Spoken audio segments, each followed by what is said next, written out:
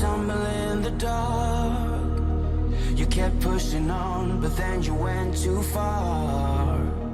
When your ship has sailed and all your dreams are lost, everything is wrong, you feel like it's your fault. Just remember, I will be there for you, baby. Remember, there's nothing out there to get you, don't forget it. When life throws lemons, just call me. Just call me. Just call me.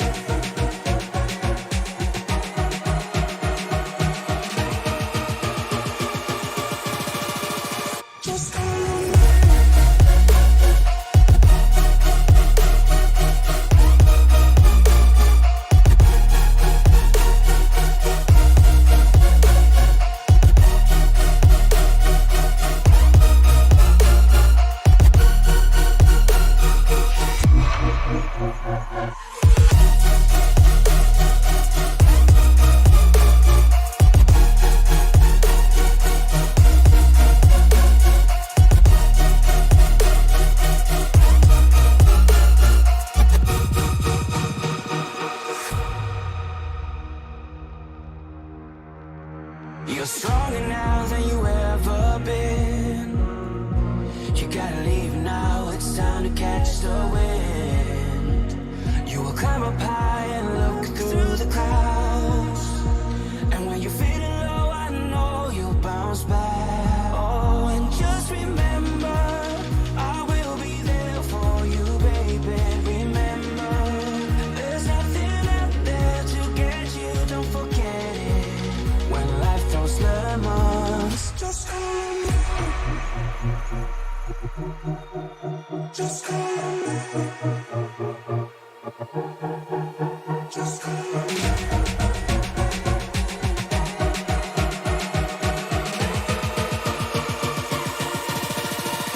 Just call me.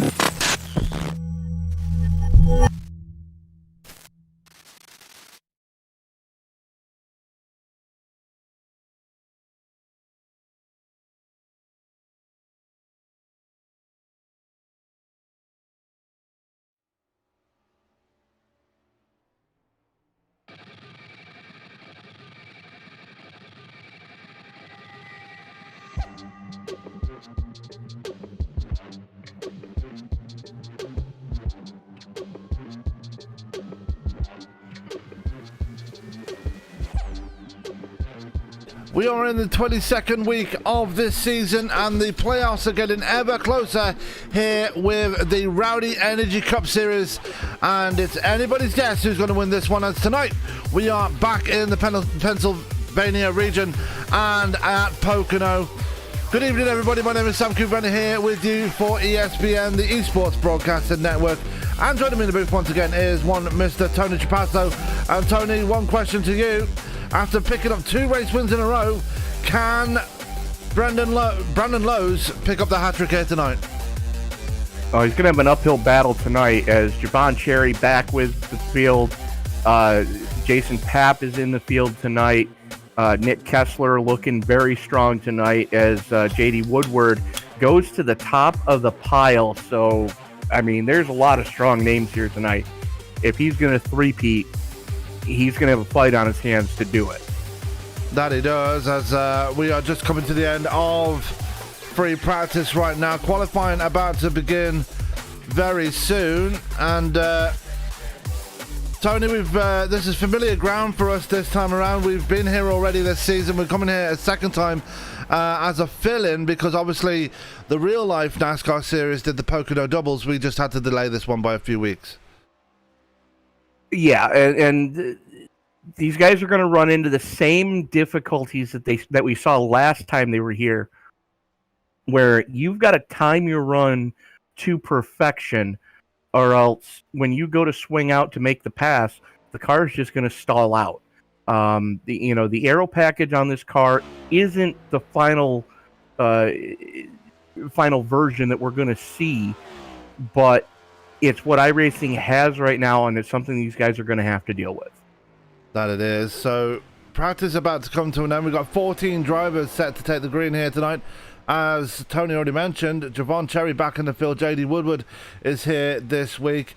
So a bit of an uphill struggle there for Brandon Lowe's. No Frank Marchese this week as well. So that's another thing to throw in the mix. Well, after the weekend that he had at Spa, I don't blame him for wanting to sleep in tonight. Well, most of us had that weekend, so. But it's yeah, we're all recovering at the moment. We just did the 24 hours of Spa, finished P14, so just an achievement just to get it to the end in that race. It is such a struggle around that track. Well, I mean, let's call it like we see it. You guys actually are going to be scored in P13 before all is said and done. Yeah. But, and for those who know what I'm talking about, know what I'm talking about, and can give the little chuckle as qualifying underway, Sam.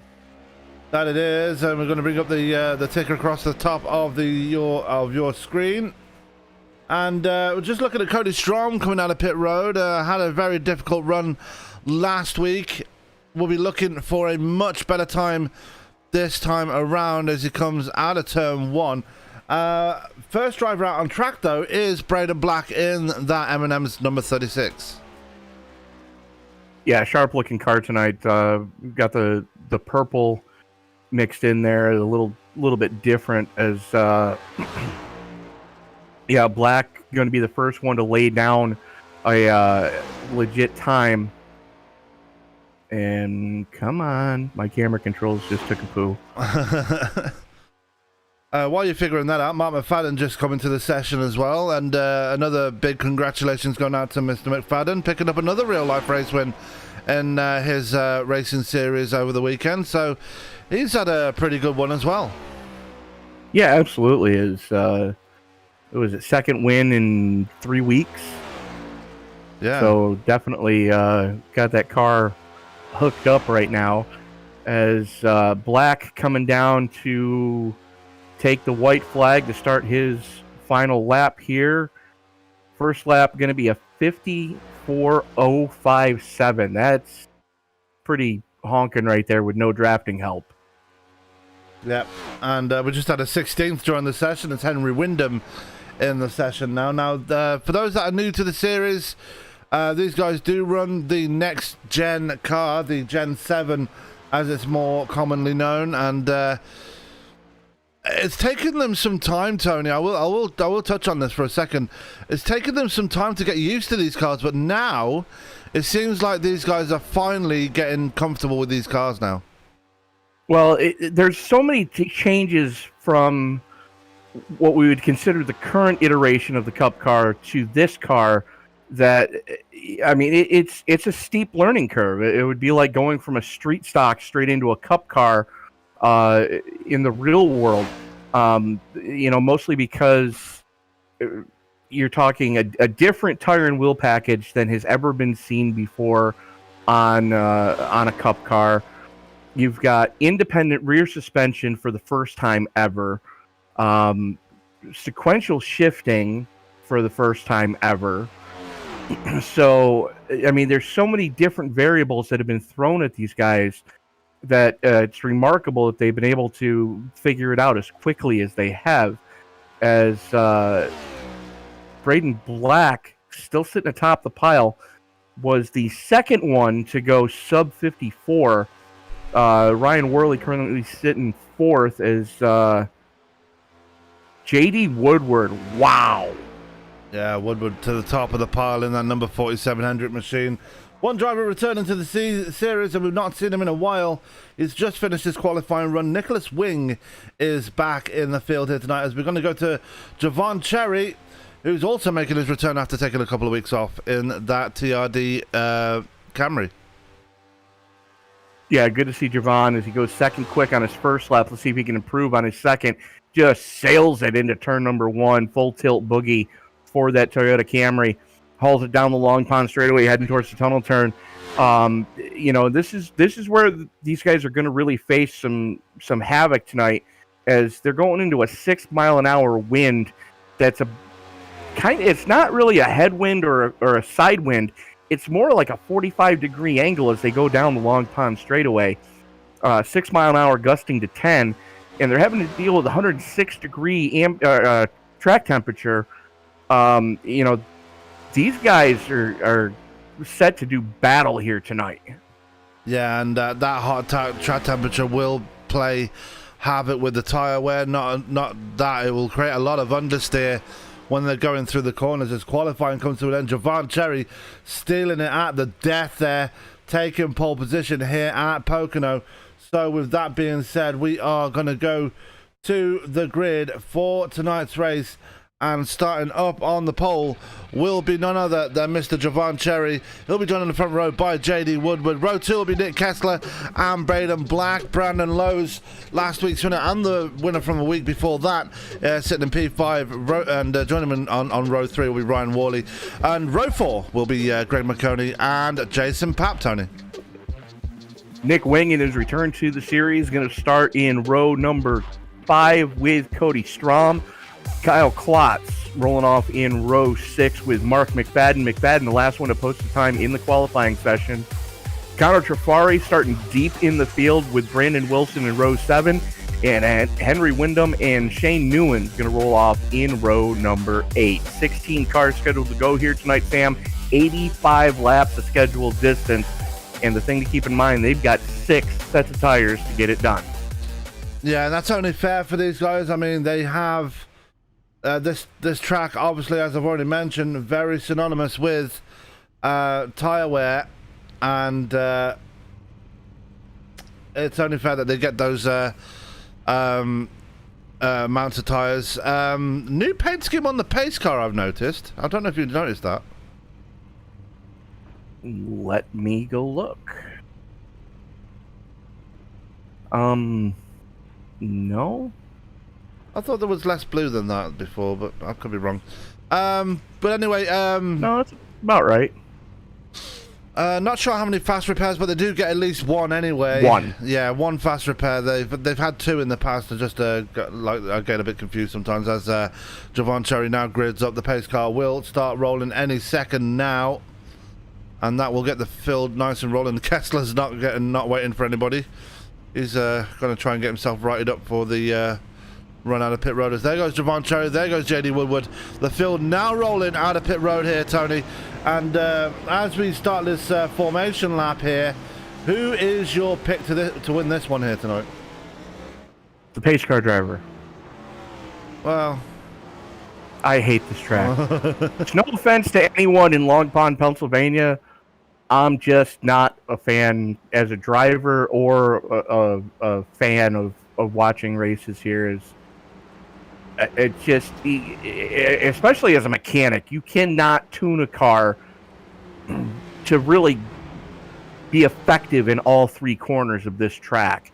And that's the most frustrating thing as a race car mechanic is, you can't give the driver what they're asking for, and it's so frustrating. That it is, and it's going to be a tough ask for these drivers to try and keep it clean here tonight. It's no indifference to them. It's just the way the track is. But just a quick note before we get going. This Friday, the iRacing E Series brings back its other series as well as the Circle B Diecast Super Speedway Series returns this Friday at Daytona. So keep your eyes peeled for that one. Going to be exciting. The young man himself, Conor Trafari, going to be defending his championship as they make their way in towards turn 3 here, Tony. It's time to get them going. Absolutely. As the field works its way through the turn 3 complex, Javon Cherry, JD Woodward up on the front row. Pace car getting ready to make that hard left turn. As soon as the pace car clears the line, they're going to be good to go. Pull the belts tighter one more time, adjust the visor, and race fans, it's showtime! As they make their way down towards turn 1, down this long straight now in towards turn 1. And who is it going to be that's going to have the advantage here? Look at the push that Nick Kessler's giving. Javon Cherry going in towards turn 1, right behind them, and already on the attack. Brandon Lowe's is trying to make headway already. Lowe's has got to keep that car clean for the first at least half of this race. That's been the key in the previous 2 races that he's won. Been able to keep the car clean, not had to burn his fast repair early, and that's going to be the key tonight. Whoever can keep that fast repair in their pocket to the closing laps of this race, that's going to be who's going to be the most successful. Yeah, the one that's having the most success so far right now is Javon Cherry. He's managed to break away at the front so far as they come out of turn 3 for the first time here tonight under anger, and we bring the ticker up for the first time here tonight. Cherry leads the first lap of the night, takes a very deep inside line to defend as we got a wreck in the back already, and it's going to be Kyle Klotz and Shane Newens involved.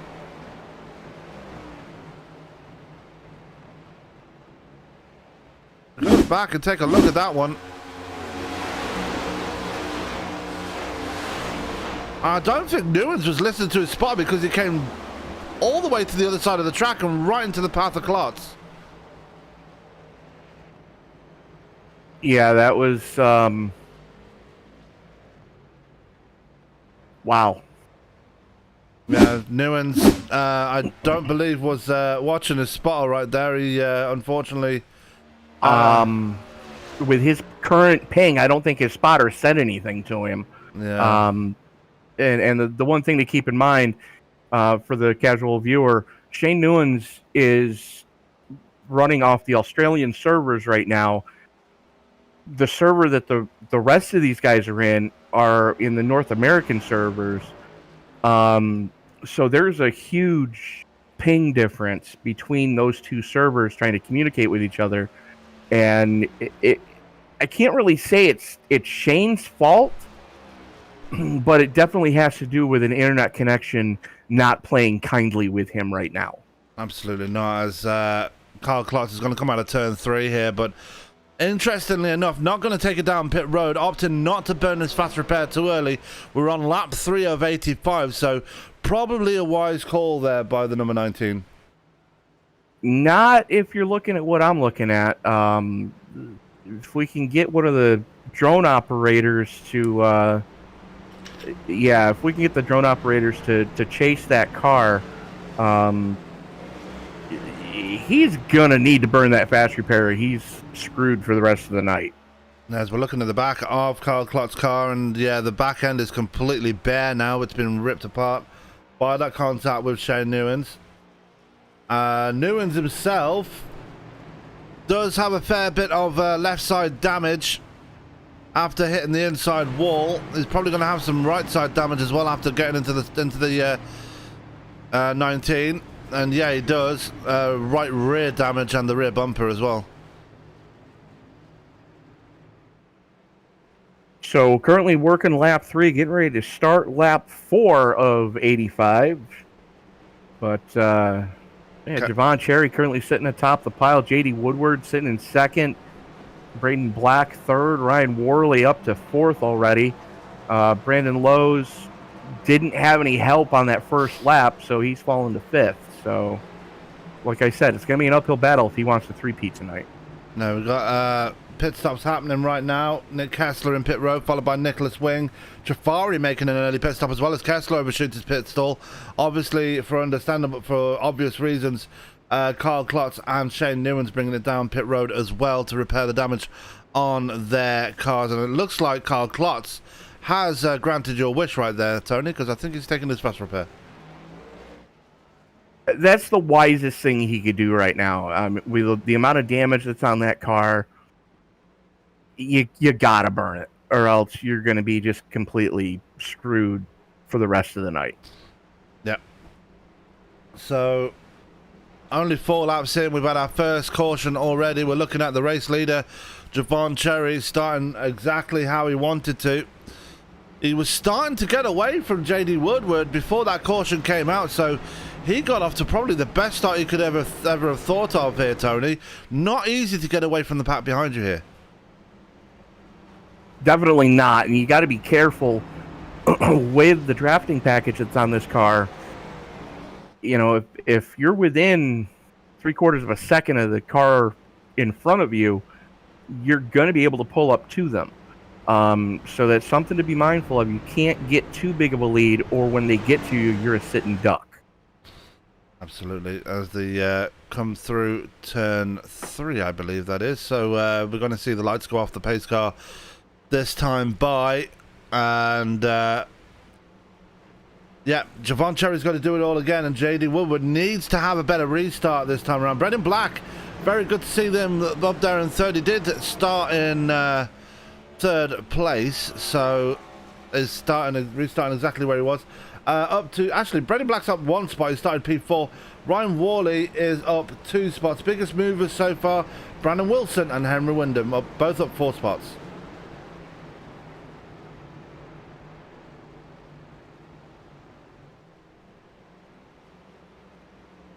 And, so the field doubling up. Cherry has the point again. Woodward going to have to try to get a better restart than he got last time. He's going to need a lot of help from Ryan Worley if he's going to try to make any headway. As right now, Jason Papp currently sitting outside row number 3 on this restart. So decent start for the Lucky Charms ace. Yeah, you might need to reset your trading paints because he's in a monster car this week. Thank you, Trading Paints. You're awesome. But Carl Klotz back in pit road again. He must have more problems than he thought he had, because he's been sitting on pit road for the best part of 2 minutes now. So he took his fast repair but stayed in pit road. So Klotz having issues right here as they come through turn 2. Now, if you're someone like Greg McConey and the aforementioned Jason Papp, what have you got to do to try and stay with the car in front of you and try and get the passes done? Because as you already mentioned at the start of the broadcast, not easy to pass around here. Jump the restart. Mm-hmm. That's the only shot they're going to have. I'm sorry, I hate to say it that way. But, I mean, you've got to really be shady on your restarts and push the envelope to make anything happen here tonight. Absolutely, the pace car peels off. We are racing once again on lap 5 of 85. It looks like someone's about to cold trickle the field. That's Shane Newman steaming up at the back there, coming down towards turn 1. It's side by side between J.D. Woodward and Javon Cherry, and J.D. Woodward going for it. Look at Brayden Black almost trying to make a 3 wide there. Black thinking better of it as he's stacks in line, as Worley's going to have to give Woodward a good shove if they're going to have any help to make that second lane really work. And you don't want to go too wide into the tunnel turn. Come on, guys. Now lap 6, but they're going to go and do it anyway, as J.D. Woodward Thanks to that push from Ryan Worley, steams around the outside of Javon Cherry. Now, this isn't normal. This is normal for Javon Cherry to drop back like he is. I mean, he was getting away at the start, but he is known to conserve those tyres and that fuel and just drop back in the field a bit, and that's exactly what he's doing right now. Well, he's already got his bonus point for leading a lap, so and plus the bonus point for setting on pole. But he's got to be careful, as he's got a pack of angry wolves bearing down on him, as he's still hemorrhaging spots, dropping all the way back to 7th as Greg Marconi gets by him. So Woodward, Worley, Black, Pap, and Lowe's, your top 5, as Lowe's trying to figure out a way to get by Pap, as right now Cody Strom working the outside of Javon Cherry, thinks better of it, ducks back in line coming out of the tunnel turn. Yeah, the body armor number 26 having a better start this time around. Had a horrid race last week, is looking for a better one this time around, as Javon Cherry hitting that rumble strip going through turn 3. That's not a place where you want to be, especially this early in the race. Those rumble strips will hurt you if you get 2 wheels on them. Yeah, absolutely. I mean, that's definitely a pucker moment in this car. It was a little bit different with the older version of the Cup car, because you had so much more sidewall in the tires that the tire would absorb a little bit of the energy. With as lower profile as these tires are, it really transfers more into the chassis and coincidentally into the driver's hands, and it's really a pucker moment if you go over the rumble strips, even more so on a road course if you go over the sausage part of the strips. Yeah, Javon Cherry, just as you were saying that, has started making progress once again, just sailed around the outside of Jason Papp going through turn 10, now looking to the inside of Greg McConey coming out of 3. Woodward defending from Brayden Black, and now that's left the door open for Ryan Worley and for Brandon Lowe's. Kind of left down the one a bit too late to try and defend his position there, did JD Woodward. And this is something we saw last time we were here, that outside lane paying dividends already. The second lane seems to work so much better in this car than we've ever seen it in years past, as here comes Marconi to the inside of Woodward, as Woodward just got freight train going through 1. Yeah, and that's all because he decided to defend that inside line, and like you said, the outside line is king around here in these cars. So a bit of a mistaken judgment there by the number 47, but he's still hanging up there, still in the top 5, but he has that man, Javon Cherry, right behind him right now, as we've got a battle for second here. Brayden Black making a move from Brandon Lowe's. Well, Lowe's went to go around Black, as he couldn't make the pass happen, and this is something we saw the last time we were here. You've got to make that pass before corner exit, or else you're going to stall out down the straightaway, and Black was not able to get the pass done, as here comes Cherry and Woodward still throwing bombs at each other. Meanwhile, a little bit further back, that's McFadden and Kessler going toe-to-toe. Yeah, and they're going to go through side by side through turn 2 here, giving each other plenty of room. That's good gentleman's race in there between the 5 and the 4, but they're going to be a bit closer coming in towards turn 3 here. Looks like Kessler might have the advantage here. It does have the nose out in front, but again, that outside line still hanging strong. McFadden decides that discretion is the better part of valor, just falls in behind the 4 now. They had a shake-up at the front of the field, as Black was trying to go to the inside of Worley again, and unfortunately had a jam on the binders to stay off him on the exit of 3, as right now Marconi looking to the inside on Black, coming down the Long Pond straightaway, heading towards that tunnel turn. And unfortunately for him, Greg Marconi has absolutely no drafting help right now. No, he does not, as they go through the tunnel turn right now. Pap to his outside. Here comes Connor Jafari. Now, remember, Jafari took it down pit road during that caution, so he's on fresher tires than anybody else in front of him. Yeah, he is. He and Kessler both took 4 in fuel, which is an interesting strategy. I mean, yes, they've got 6 sets that they can burn through, but that's really an interesting strategy. They've already burned a set only 3 laps into a race, so it doesn't seem like a huge difference. And really, it's a fuel strategy is more than anything. Yeah, back at the front though, JD Woodward working on Brayden Black now as they come out of turn one. Can't get the move done and has to file back in line. Javon Cherry still right behind him. Pap is the one out of line right now. He's looking to the inside of his teammate going through the tunnel turn here. Bold move on his teammate, and Jafari is right there as well, looking to try and put a pass on Pap, and at the same time Cody Strom is there as well.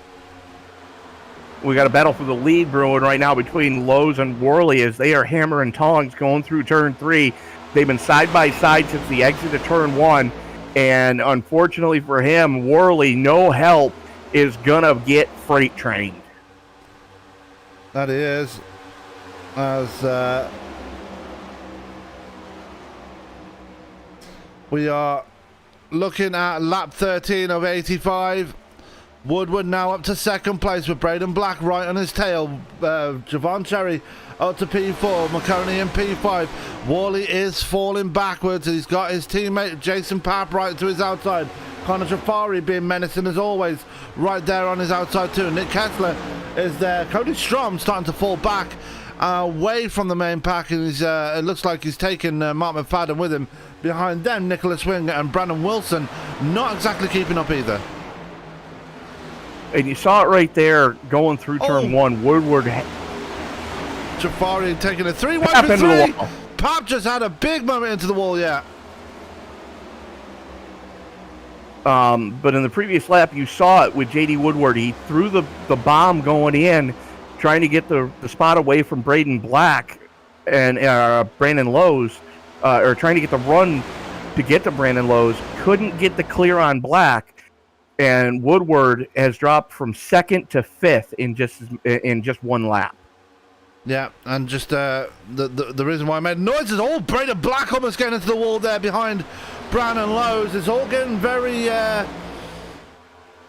squirrely. Chippy. Yeah, getting very chippy at the front right now. As McConey up to 4th now, has JD Woodward still for company. This top 5 starting to break away from Nick Kessler, who's in P6 right now, and has his teammate Nick Kessler for company. Now, the previous lap, Kessler almost caused a big wreck there, forced a 3 wide through turn 3, as here comes JD Woodward looking to the inside of McConey, going to dive it down there. That's that dive bomb that he's been known to do so far already in this race. Attempting it again, trying to get a 2 for on Javon Cherry as well. And Cherry had the move covered as... Brayden Black and Brandon Lowe's are literally getting aggressive with each other, and ended up with Brayden Black getting into the wall there. Sorry to cut you off there, Tony. That's okay. This goes back to what we were talking about during the pre-race. Lowe's is looking for a 3-peat. Everybody else is looking to stop him as, Cherry returns tonight, and Black's got a good run going. Black into the wall. Yeah, big wide moment there for Black, and I think that previous wall hit might have thrown the toe out of the car, because he's not exactly happy now in that number 36 M&M's machine. As there goes Kessler, there goes Jafari. Black will more than likely fall to the back of the field here now. Yeah, absolutely. He's praying for another caution here. So we're working lap 16 of 85. Lowe's currently in command of this one. Javon Cherry, your pole sitter, doing the Indy snake with him down the back straightaway. Marconi and Woodward in lockstep right now for the final step of the podium. As this top 5 is just starting to walk away with it, as Kessler able to tag on to the tail end, and right now Connor Jafari finally able to clear Brayden Black. Now sets his sights on trying to reel in that top 5 group. There's to come down the main straight once again, to about to start lap 17. 16 laps in the books already. We've had 1 caution already for those that are just joining us right now. That was involving Carl Klotz and Shane Newens. Klotz is back out on track, but is multiple laps down, 9 to be exact. As Greg McConey running a bit wide there through turn 1. Yeah, Marconi had a pucker moment there. You got to think that those tires are starting to give up anything that they have left in them, as he really had to drive it coming out of 1. But right now, throw a blanket over your top 6, as there is a huge gap between Connor Trafari and the fading Brayden Black. Now there is, as we are looking at this battle still going on, and now Javon Cherry going to be the next one to try and take the lead away from Brandon Lowe's, and again doing the Indy Snake down the main straight right now, as here comes Kessler to the inside of McConey. Am I seeing things, or does Nick Kessler have a rookie stripe on his back bumper? He shouldn't. By all means necessary. By all rights anyway. There's a two pieces of yellow tape on the back bumper of that Chevy Camaro. Well then, that's an interesting predicament, as 3 wide. yep, they are 3 wide, and someone having to back out of it. I think that was Nick Kessler having to back out, as Trafari now has tagged onto this one. We've got a 2-car breakaway at the front though. That would be Brandon Lowe's and Javon Cherry. They are completely getting away from the field now. Yeah, those guys in lockstep right now. The Camaro leading the Camry, as the second group led by Greg Marconi. It's the Ford Mustang with 3 Camaros behind him, as the lone blue oval in the top 5 right now, as the next one is going to be Ryan Worley in 7th place. So, these guys are just picking them up and laying them down, as Kessler looks to the inside of Marconi going through the tunnel turn. Yeah, and 2 wide through the tunnel turn, never going to work, but they made it work this time, give each other plenty of space. Good gentleman driving, as I've already mentioned, as they're coming towards turn 3, still side by side. Kessler going to dive in a bit deeper, as McConey left floundering on the outside. He's got to give this up shortly, otherwise he's going to end up in the wall. Does give it up. He now moves downwards, as we've got a big wreck at the back, I believe. Pap. And it's Jason Papp involved. Let's go back and see what happened to him. Oh, we got hit by Nicholas Wing.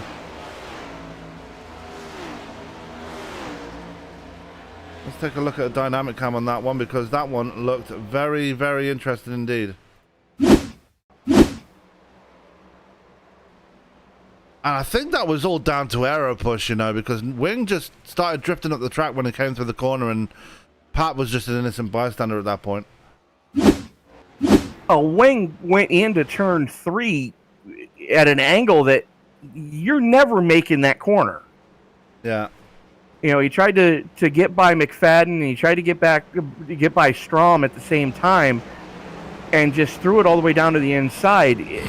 There was no way he was making that corner, and just 0 F's given. Yeah. Pap now having to burn a fast repair because of that one. It looks like Nicholas Wing will as well, because he's got some front end damage on that number 90 machine. So caution number 2. I would expect wholesale pit stops here. Yeah, I would as well. They've been out 20 laps here. Most of them have anyway.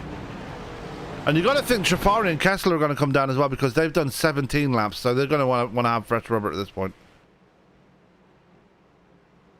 Yeah, I mean, you figure there's a 1.5 seconds difference between fresh tires and used tires as they charge the line, and wholesale pit stops. Everybody that's on the lead lap is coming down right now. Yeah, Kyle Klotz is going to stay out and get one of his laps back at least. He's the only driver that is laps down anyway, so he will get the lucky dog regardless. But everybody in pit road right now, led by Brandon Lowe's. It looks like Brandon Wilson got it all wrong into his pit stop in the background there.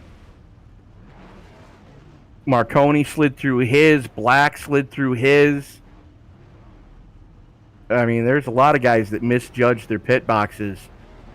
First one down and away is going to be the 25, and Brandon Lowe's winning the battle off pit road. Drag race between Trafari and Cherry.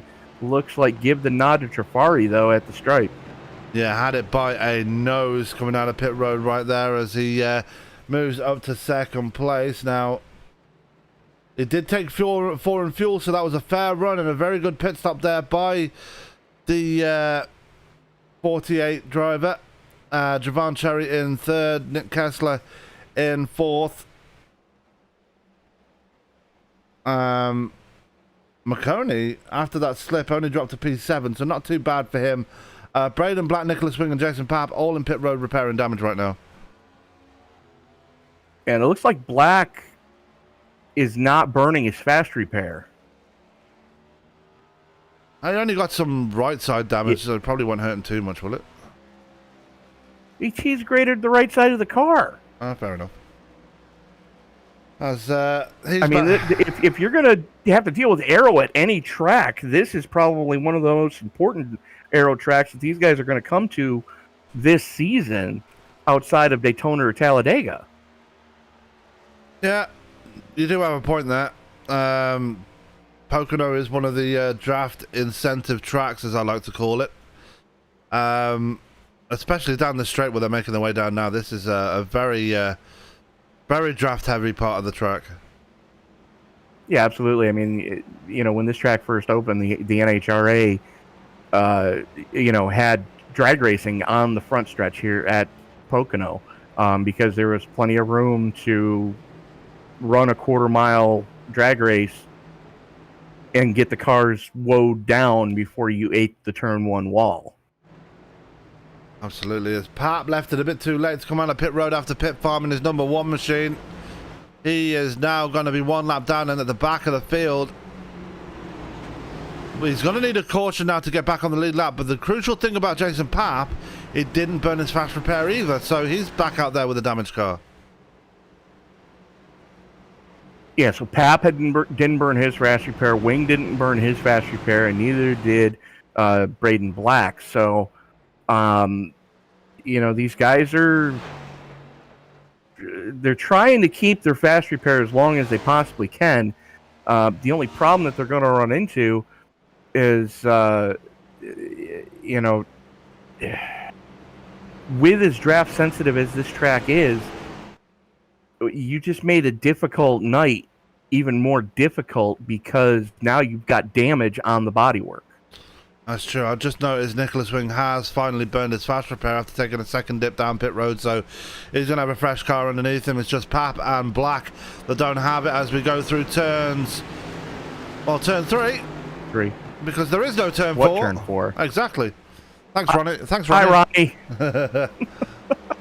As they come through turn three, green flag about to come out once again as the pace car makes its left turn on towards pit road. It's going to be Brandon Lowe's versus Colin Trafari. Who's going to get a better restart as they make their way down towards turn one? Green flag in the air again on lap 23 of 85. As they're still in lockstep, hauling it off towards turn number one. That's Lowe's on the inside. Cherry looking to the inside as Trafari gets caught up on that high line. Second lane going to have to really work together here. Cherry gets blocked off, and he's got to be careful because here comes Trafari and Kessler on that outside lane as Lowe's throws the block going into the tunnel turn. Yeah, he is determined to hold on to that lead here tonight. He wants that three-peat at this track, and he said he wanted it when we interviewed him last week here, Tony. Definitely looks determined as heck to get it this time. Yeah, absolutely. As, the Canadian looking to get one that is within driving distance of Toronto. I mean, it's not necessarily a day trip, but it's a trip that you can make to the track in a day, stay for the night, and then drive back the following day. So, whenever you go to the Pocono races, there's a huge Canadian contingent in the stands and in the infield, in the camping area, cheering these guys on. So, Lowe's says he likes this track as here comes Trafari to his inside going through two. Yeah, and Trafari not afraid to make those moves on another driver, and he definitely does that indeed. A very stubborn head on a young pair of shoulders there in that 48 as he forces his way by Brandon Lowe's. And a very wise young man as well, knows what Brandon Lowe's is capable of with those big chop blocks that have been putting on already. Was taking absolutely no for an answer. It wasn't taking no for an answer this time around. Just sailed on by him. Well, that's how you got to pass here at Pocono, as right now Lowe's just hemorrhaged spots, drops from first to fourth in one lap. And now has to deal with a very hungry Javon Cherry working to his outside. Here comes Kessler thinking about making it 3 wide, thinks better of it. As Trafari in control right now, he's got Worley all over his back bumper, though. Yeah, and Worley's got to be hungry. He's been searching all season long for that race win. Doesn't have it yet. JD Woodward, I don't think, has got as we've got another caution out on the track, and it's Brayden Black in trouble once again, as that M&M's machine is even more destroyed than it was before. Smoke pouring out the back. Jeepers. He caught the apron going through the tunnel turn, and it just shot the car straight up the track on the exit of 2.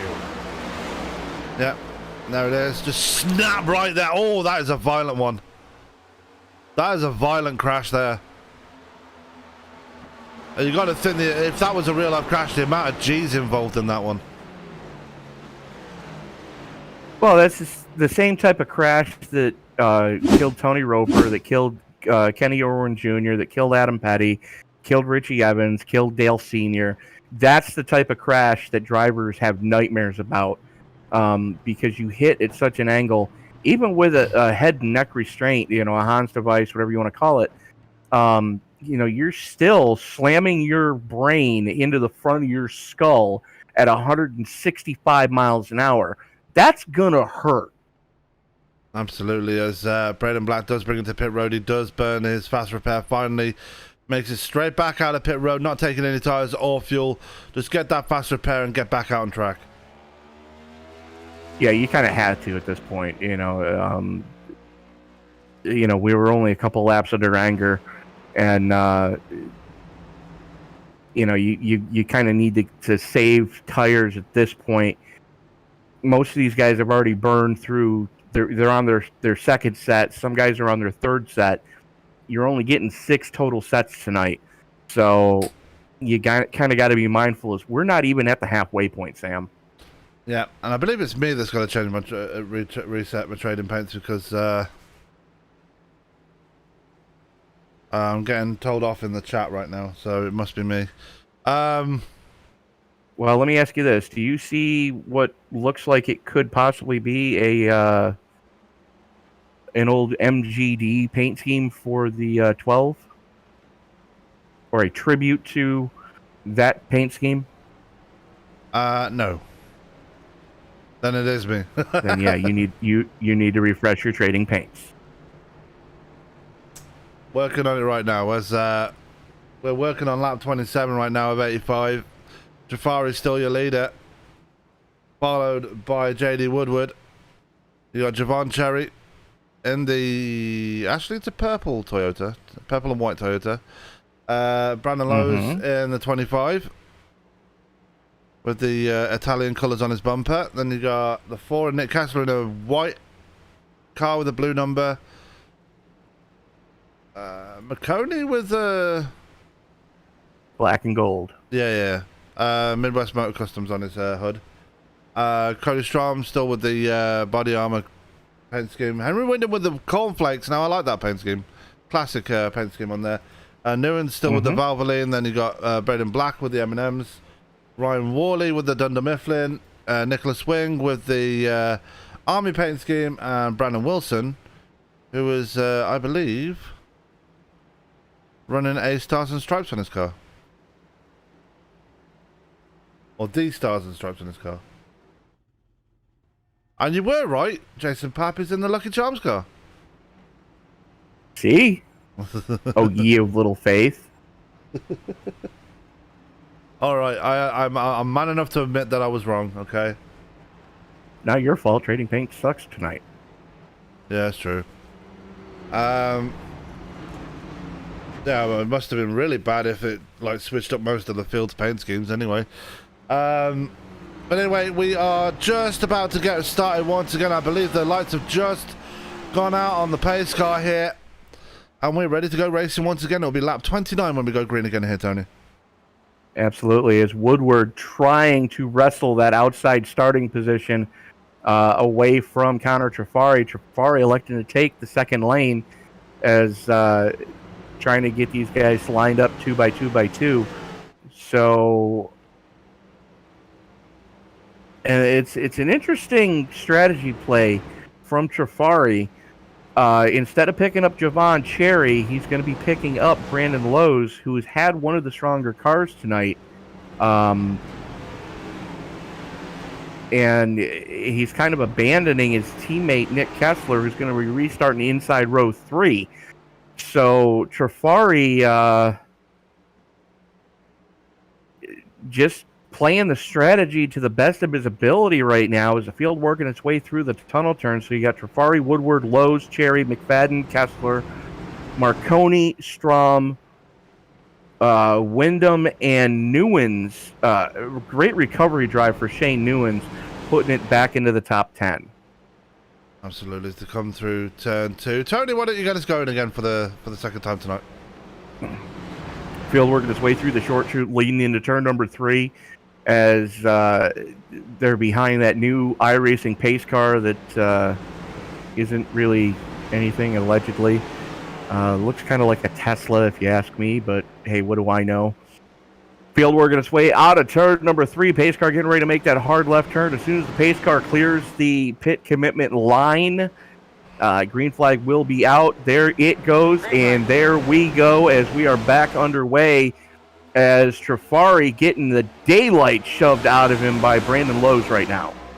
Yeah, as the pace car reminds me of a Chrysler. I don't know why. As they make the way towards turn 1, side by side in towards turn 1. JD Woodward making the biggest headway right now as he's going to dive it down low through turns 1. And he's going to fire off towards turn 2 here. Still side by side, but falling back now as Brandon Lowe's is giving Trafari one heck of a push right now.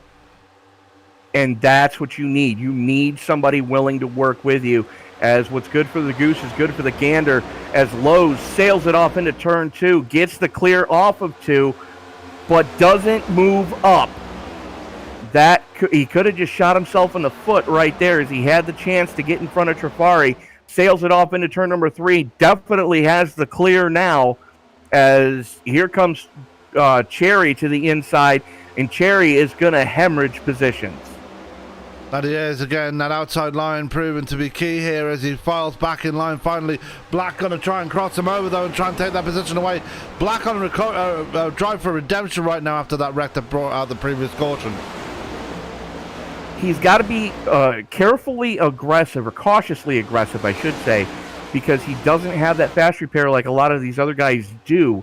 So he's got to be a little bit more careful than he was in the earlier runs, because he doesn't have that safety net to fall back on. No, he doesn't, and not stopping him from driving uber aggressively. He's currently working to the outside of Greg McConey and right on the back of Ryan Worley, as here comes JD Woodman now working side by side with Connor Trafari. Trafari needs to get around Woodward here if he wants to stand a chance of getting up to the back of Brandon Lowe's, because look at the gap he's pulled on the rest of the field already. Yeah, absolutely. As he throws to the inside to protect that lane, has about a half a second gap. Trafari able to close in a little bit as he was able to kind of sail it into turn 1 a little bit harder than Lowe's was, as Worley and Black almost got into the turn 1 exit wall. No, they did. They had to chase it up the track a little bit there as they were occupying that outside line. Worley now clear up into second. Now Black trying to follow him through. Trafari not exactly defending too much here as they come out of turn 2. Side by side as they make their way towards turn 3. Look at JD Woodward right there as well. Woodward getting that outside lane to work as Trafari just sails it going into 3. Gets the clear on the exit, throws the block. Into the wall goes Trafari. Yeah, and that's going to give him a bit of damage there as look at Brandon Lowe's all the way down to the bottom line again. That's let Ryan Worley actually gain time on the 25 here, and that probably backfired on Lowe's there as here comes Worley looking to that outside line coming through turn 1 now. Lowe's, I can understand why he's doing what he's doing. He's trying to break the draft of Worley. But the only thing you got to keep in mind is, in order to get the pass done, they're going to have to completely send it. And we're to the point in this tire run where you can't send it. The tires aren't going to be there anymore. The freshest tires in the top 5, though, belong to Ryan Worley, as he's on his now 3rd set of tires, and he's only 5 laps into them. That he is. And he's going to be looking to make the moves as quickly as possible. And now looks to the inside of Brandon Lowe's again. And Lowe's left it a bit too late to try and defend this time. As here comes Worley. Big dive to the inside through turn one. And will happily take that lead away. JD Woodward tried to do the same on Brayden Black. Just didn't quite work out for him. Yeah, Worley wasn't quite close enough to make that same move happen on Black. And the other thing to keep in mind, too, is Black has fresher tires than Worley does. Black and Lowe's have the two freshest sets of tires in the top five right now. Ooh, contact coming out of two. Yeah, Brayden Black and Ryan Worley getting a bit too close for comfort there, coming out of turn two. Thankfully, nothing came of it, and they stayed in a straight line, but definitely a scary moment for the 00 and for the 36. Even more so for the 36, considering he's already in his backup cars. These guys are allowed to go to one backup car tonight. Fast repair for those of you from the iRacing servers. But for the casual viewer, basically, that's what a fast repair is. You get to go to your backup car. As here comes Ryan Worley again. Big dive to the inside of Brandon Lowe's. Gets the job done. It seems through turn one, Ryan Worley is the fastest, but in the other parts of the track, Brandon Lowe's seems to have the better of that 00 and is able to get back round again as he takes a much deeper line through turn two. He's going to get the run towards turn three now. Is he going to try and make the move? The answer is no. A bit too far back this time around is Brandon Lowe's, but it's not going to stop him as he does poke his nose on the inside. He's going to have to be careful. He's going to have to get back in line before these guys get to him that are chasing him. As right now, Black and Cherry side by side, as it looks like Cherry's going to have the advantage with JD Woodward giving him a shove going into turn number one, as still side by side for that final step of the current podium, as almost contact on the exit of one between Cherry and Black. Yeah, Black doing ever so well to keep that car pinned up against that wall on the outside and not giving Javon Cherry the satisfaction of passing on the inside. It's basically saying if you want to do it, you got to do it the hard way. And like you've already mentioned, and we've already mentioned several times here tonight, the inside line is the hard way around here in these cars. Yeah, absolutely. I mean, you've got to trust your tires on corner exit, and you've got to just have 0 Fs given and do a full send it mode going through the corner and get the pass done before mid corner so you can get the clear on corner exit. Now we just saw two guys battling all the way up the other side of the track. That was Mark McFadden and Cody Strom going all the way down to that checkered flag design on the inside of the track, and very much almost contact as we're still seeing this battle going on for the lead. Actually, not for the lead, because Ryan Worley starting to pull away. The battle for second place now heating up between Brayden Black and JD Woodward.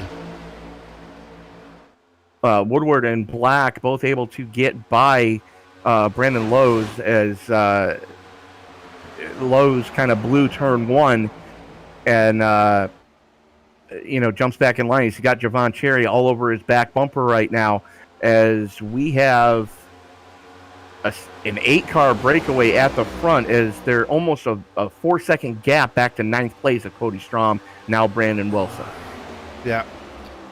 These guys aren't exactly leaving much on the table either. You got Wilson, Strom, McFadden, and we've got the 19 of Klotz up there. But Klotz obviously is several laps down, 8 laps down to be the total, as Klotz almost runs over Strom right there. I was watching at the front of the field as everybody just almost ran over Brayden Black coming out of one.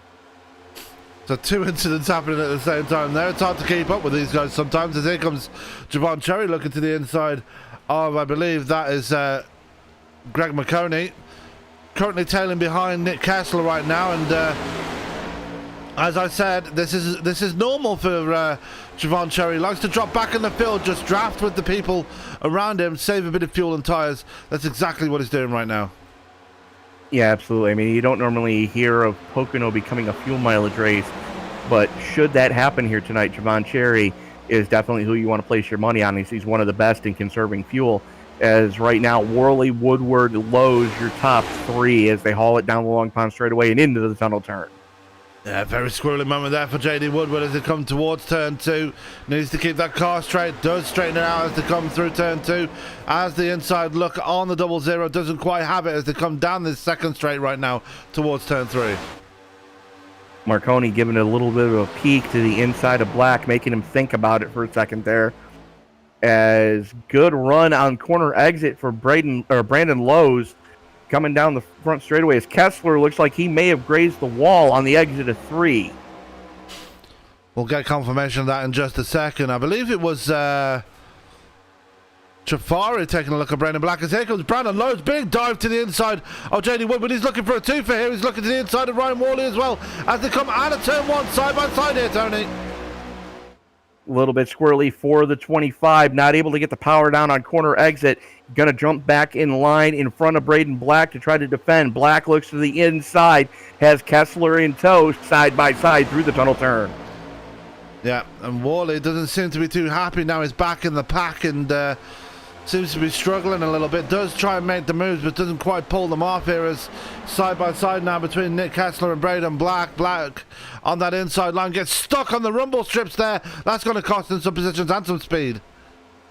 Absolutely. He almost got into Javon Cherry. He has to jump on the binders. That's going to stack up Black and Trafari both behind him as these guys in lockstep right now. As Woodward goes to throw the block on Lowe's, as Lowe's was looking to try that same move that he tried to lap earlier. Got to be careful now. Oh, Black into the wall out at 1. Yeah, and Black not having an easy night here tonight and is just making it worse for himself here as now Conor Trafari has the inside line going in towards turn 2. Going to dive it down there. Black not going to give it up though, going to try and sail around the outside, almost banging doors on the exit of turn 2. Kessler struggling now, so you're right, he might have hit the wall and knocked the toe out of the car a little bit. Yeah, absolutely. I mean, you can see that he's a little bit left hand down, trying to wrestle that car. Not quite as bad as what's going on in the 36, as Brayden Black just struggling right now, as he now has to deal with Greg Marconi for the 8th position. Meanwhile, a little bit of a breakaway at the front. Top 4 cars starting to put some distance between themselves and the 4 of Kessler. Yeah, so that's Worley, Woodward, Lowe's and Cherry leading the way as they come through turn 2. And Woodward just not really putting the pressure on Worley right now, just happy to sit behind him at the moment. Well, the thing that Woodward knows is Worley's already on his 3rd set of tires. Worley's only on his 2nd. And there's about a 6-lap difference, although by this point, the tires are starting to give out, and you're really just going to find out who the wheelmen are, to be able to manhandle these 3,700-pound stock cars around this place. Yep. Oh, banging bumpers right there, and that's how Woodward gain a bit of momentum there. Bump drafting at its finest here in the next-gen cars as he just sails on by Ryan Worley and moves his way up to the lead. Great bit of bump drafting there by Brandon Lowe's there. Yeah, absolutely. As Lowe's just gave him a shove going into 1, gave him just enough to get by Worley. Lowe's now trying to figure out how he can get by Worley and defend against Javon Cherry, as Cherry all over his back bumper. Kessler back into the fray, as is Conor Trafari, as Marconi and Black both start to fade a little bit. Yeah, that's Kessler able to stay with this pack at the moment and doing well after that wall hit a couple of laps ago. But as they cross the line, we are about halfway now, and that means we are going to be taking a halfway break in this race. So as they keep on racing on, before we do that, let's take a look at the pass for the lead. Does Worley pull it off? The answer is no. They're still side by side as they come down the backstretch. And that goes back to what we were talking about, is you got to get that pass done before center corner. Oh, no! Contact! Ryan Worley and Javon Cherry getting into it. And that's going to slow them both down. Cherry going to get back on the power sooner, but both of those cars going to have some severe damage on them now. Yeah, absolutely. As they both they caved in the left side of one and the right side of the other. That was a frustrated Ryan Worley trying to side draft Javon Cherry, and just a meeting of the minds going down the Long Pond straightaway. How they didn't crash going through the tunnel turn.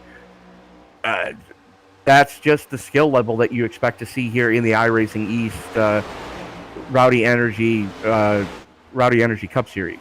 Absolutely. Well, now they've got that figured out, we can actually go away for our commercial break now. So while you're here, do not go anywhere. Just sit back, relax. We'll be back with some more racing action. We have one more half of the race to go. Do not go anywhere.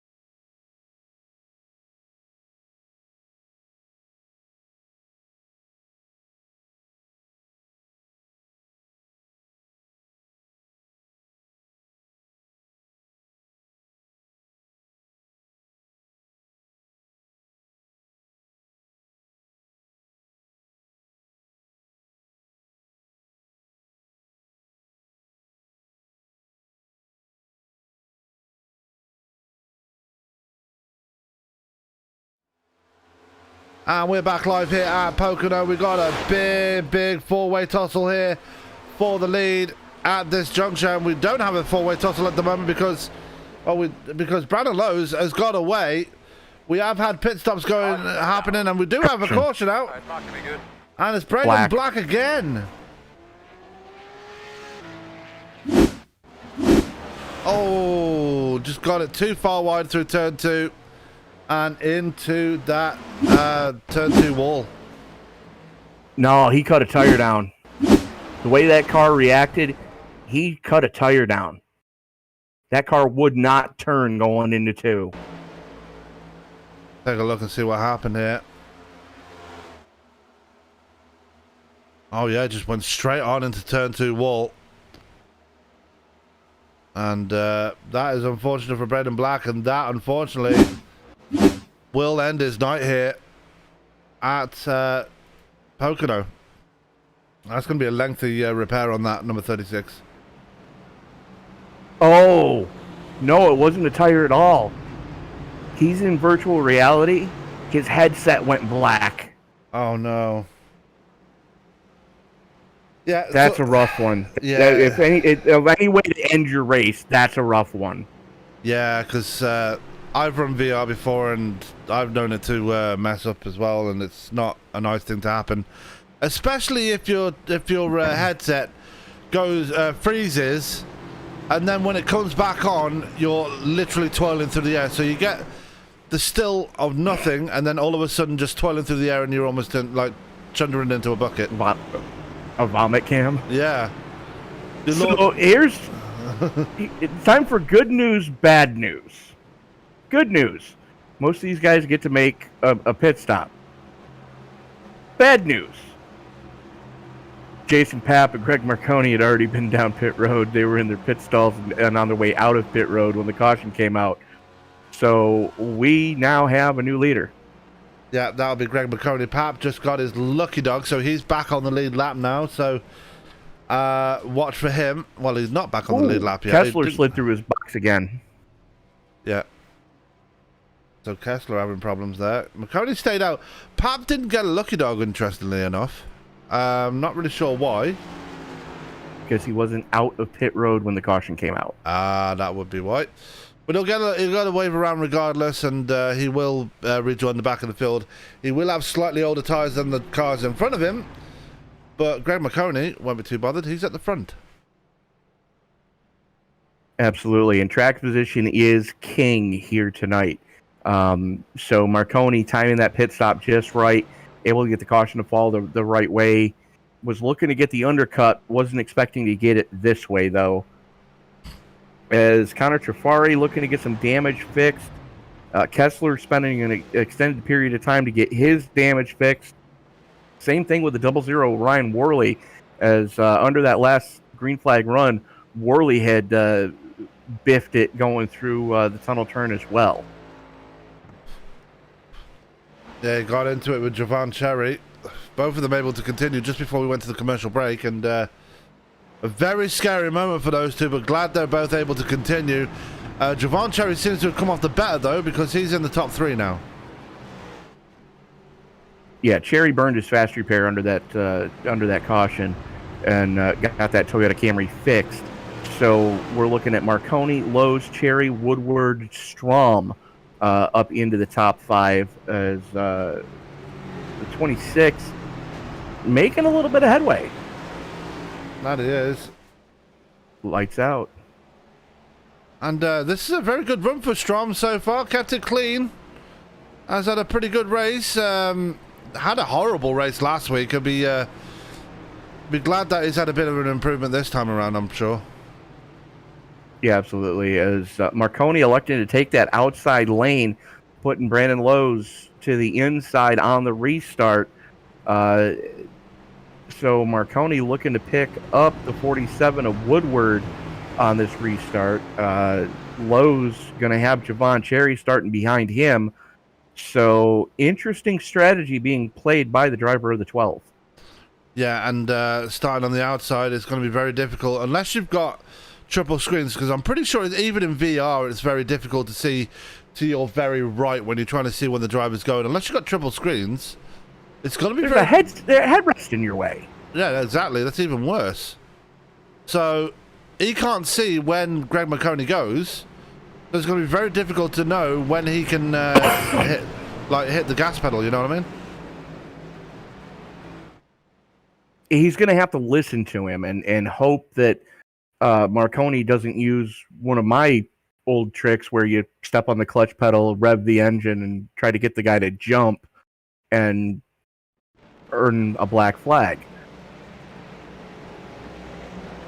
Absolutely. So let's hope he doesn't get that. You carry on, Tony. Sorry.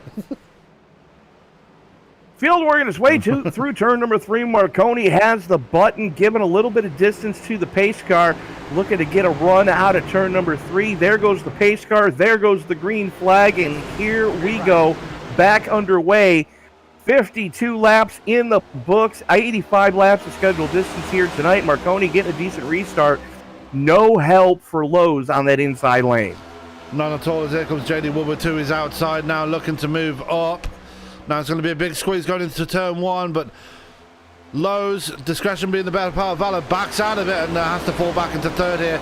Look at Henry Windham up to P5 now. Great run he's having so far. As the 90 of Wing having a little bit of problems further back in the field, holding up Connor Trafari right now, and that's not somebody that you want to really hold up for too long, as Trafari's been known to use the chrome horde too effective. Yeah, and he has. As we go back to the front right now, McConey defending for all his worth, as he's got two very, very feisty drivers behind him, JD Woodward and Brandon Lowe's right behind him. Javon Cherry up there as well. Henry Windham, like I said, in that very good top 5 right now. Cody Strom right behind him. Mark McFadden up in P7. And already Ryan Worley's starting to lose ground on the lead pack here. So the birthday boy showing the way right now. Happy birthday, Greg Marconi, from the entire staff here at the esports broadcast. Oh, contact! That's Henry Windham. And you can get your hate mail coming to myself, because I was singing his praises not 30 seconds ago, and then all of a sudden just slams it into the wall right there. He had help. Yeah. He had a lot of help. Good grief.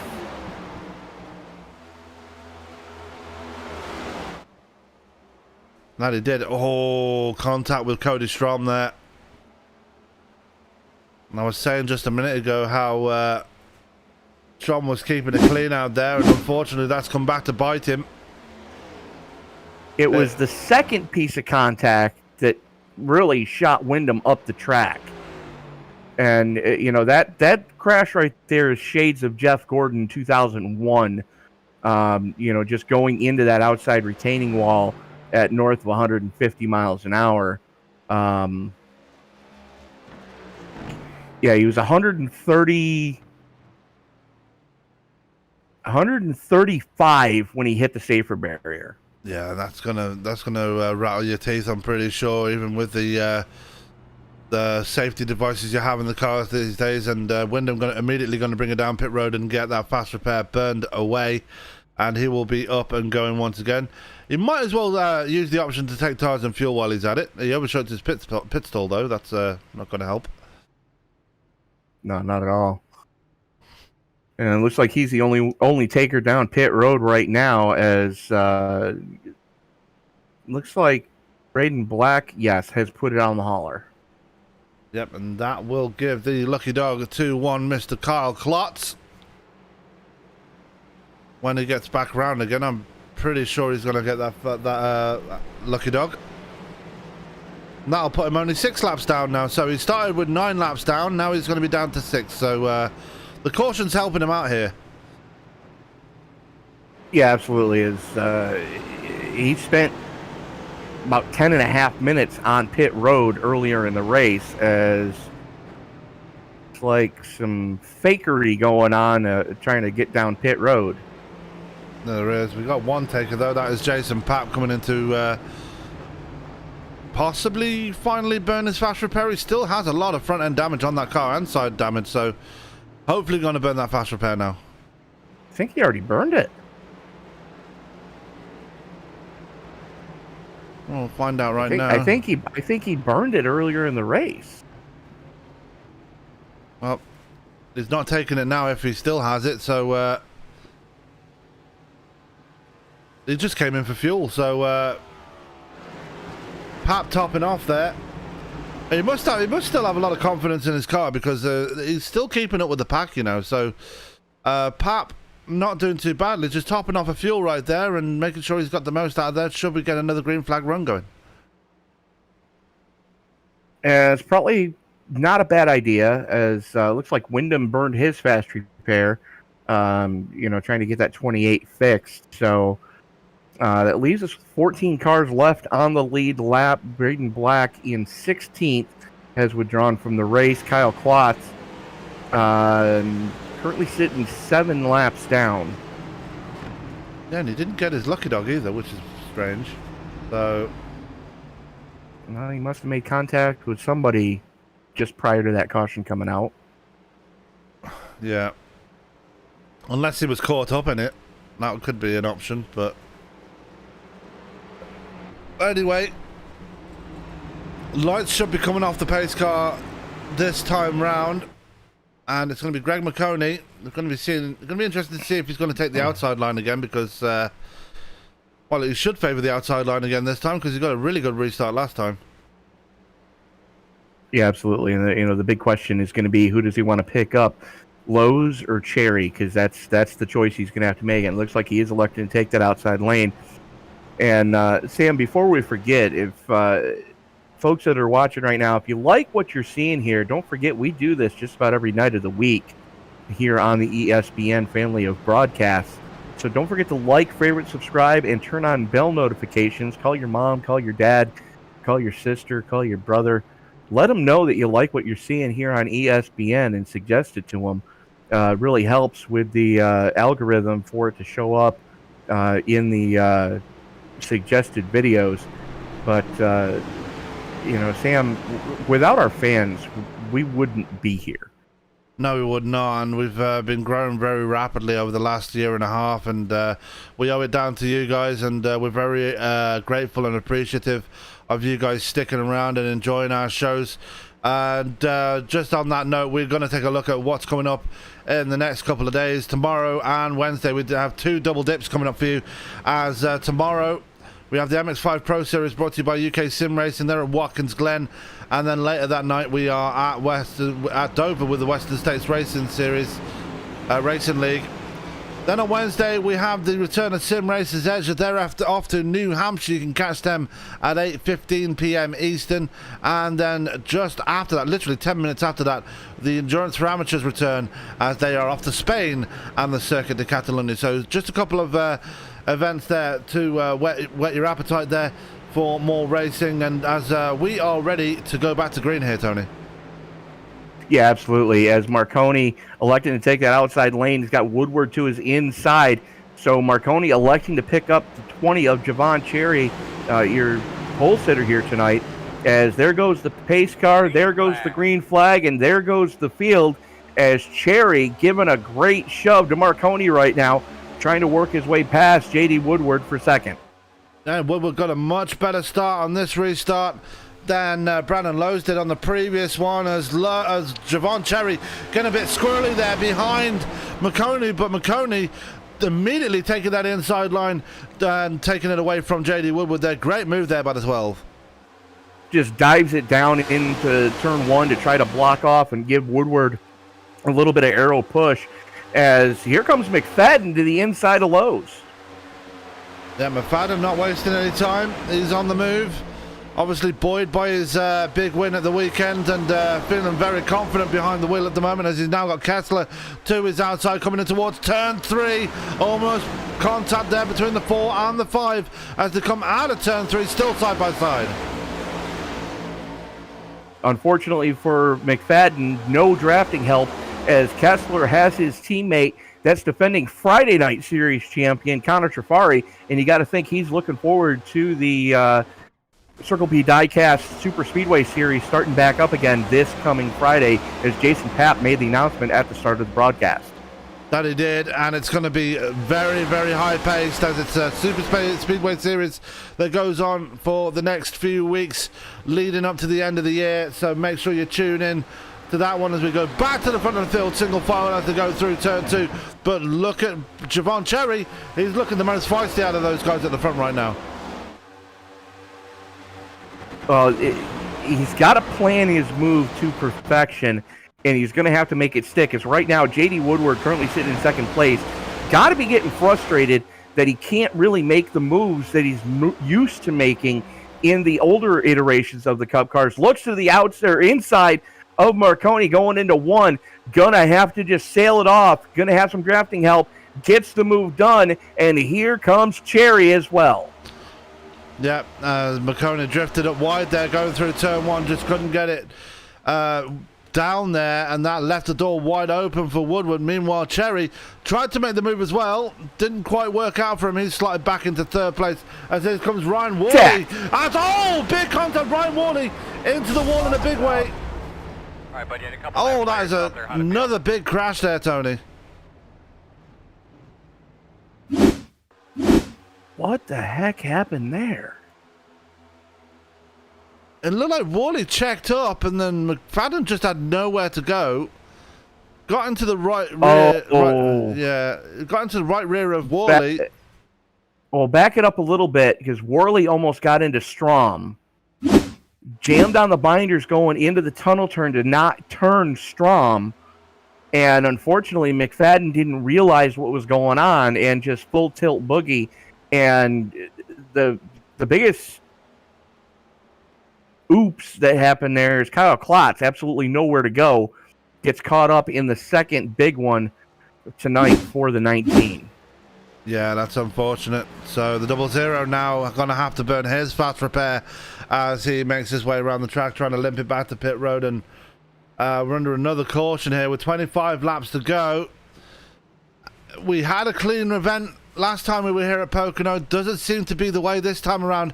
With a lot of people knowing that the playoffs are not too far away now, opted to be a lot more aggressive this time around.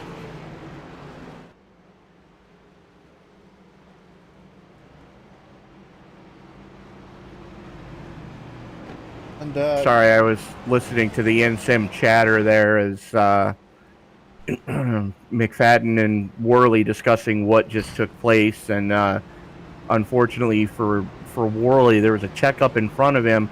He did have to jam on the binders to stay off of Strom, and unfortunately McFadden didn't see it in time, and just boom goes the dynamite. Yeah,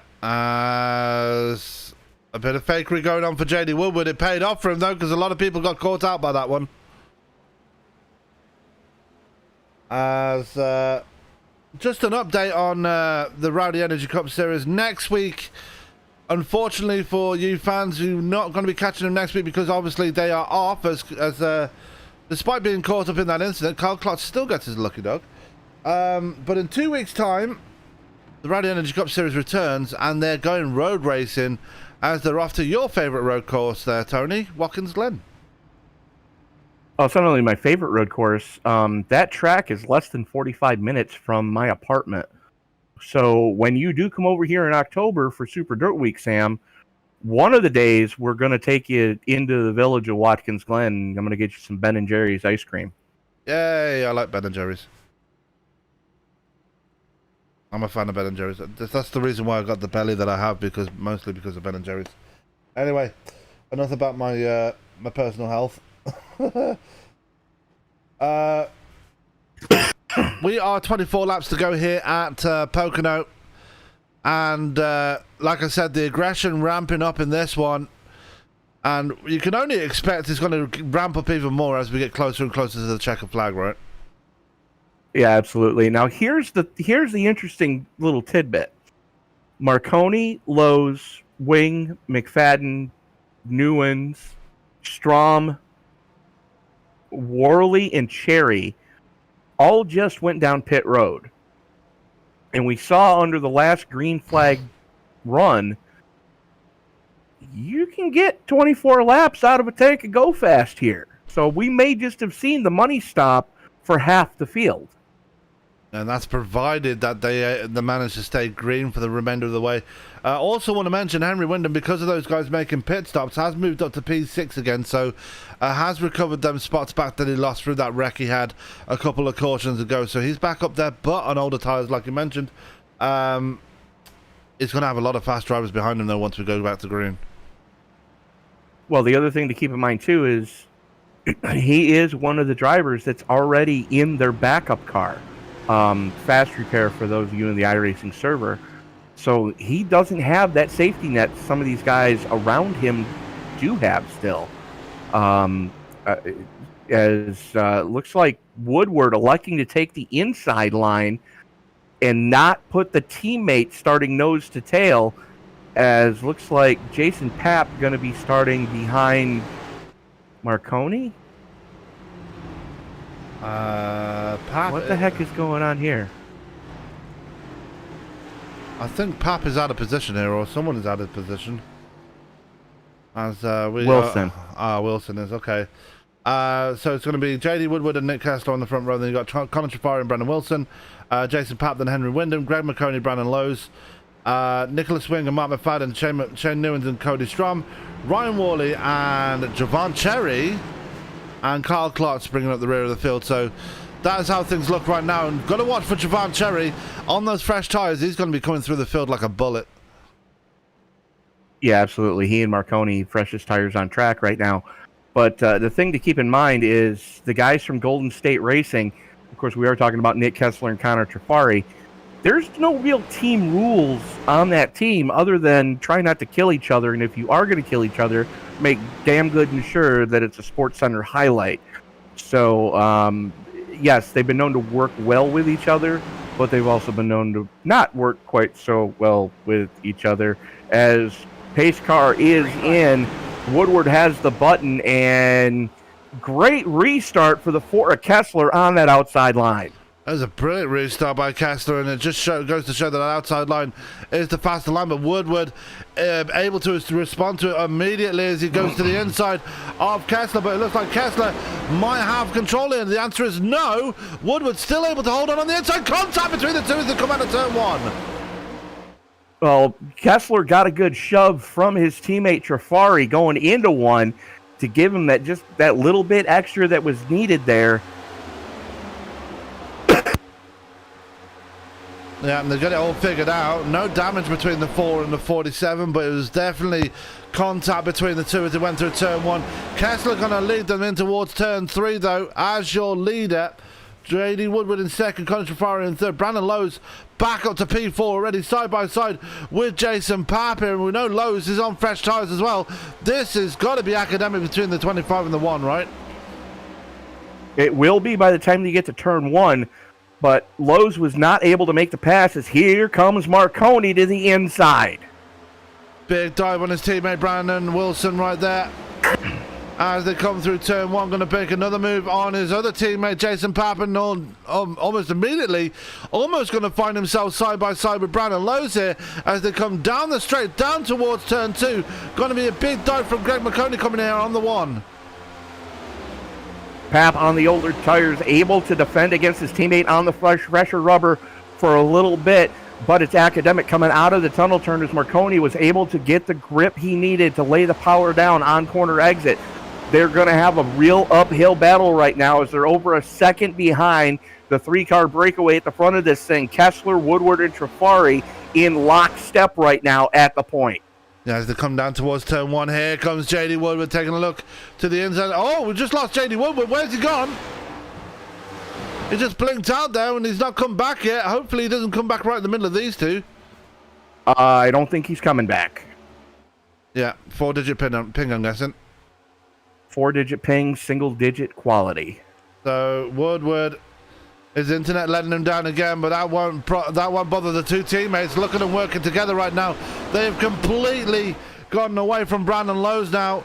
Now, the only advantage Brandon Lowe's has is the fact that he's on fresher tyres than the two in front of him and McConey.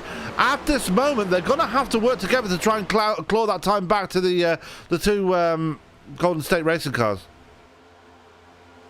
Well, the thing is, all they've got to do is really bide their time and hope this thing stays green, because Kessler and Trafari cannot make it on fuel from here. However, Lowe's and Marconi, if they run this smart, can.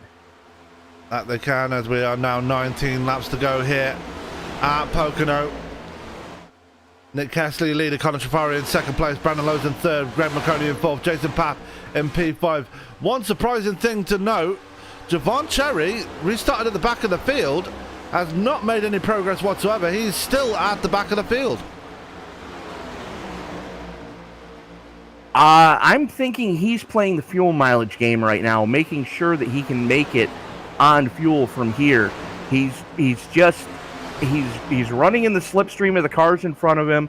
He's not really overdriving that number 20 Toyota Camry, just kind of biding his time to make sure he's got enough fuel to make it from here. Contact! We're under caution. Now we are. Big contact right there, and it's Cody Strom in trouble. Let's take a look and see what happened to him right there. And it was just McFadden fading to the right there. It can't have been Strom. He was right against the wall. McFadden just fading right there and just got right into the side of the 26.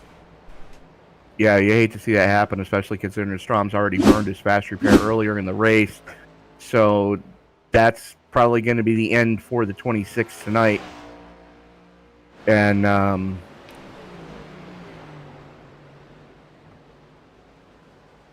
you know, it's one of them deals. As far as there's a glitch with the spotter in this car, and I'm not sure why, and I'm not sure what causes it. But there's a glitch that the spotter will call you clear, and you're not. That driver is going to be about where your number is on the door, and you go to move up, and boom goes the dynamite. Yeah, and for those iRacing tech dudes out there, these guys will know this, but some people might not actually know. In order to call the spotter exactly on time, there is a way to change that. If you go into your iRacing INI file in your documents, you can actually change it in there, can't you? You can change where the spotter calls you clear front to back. And it's in meters.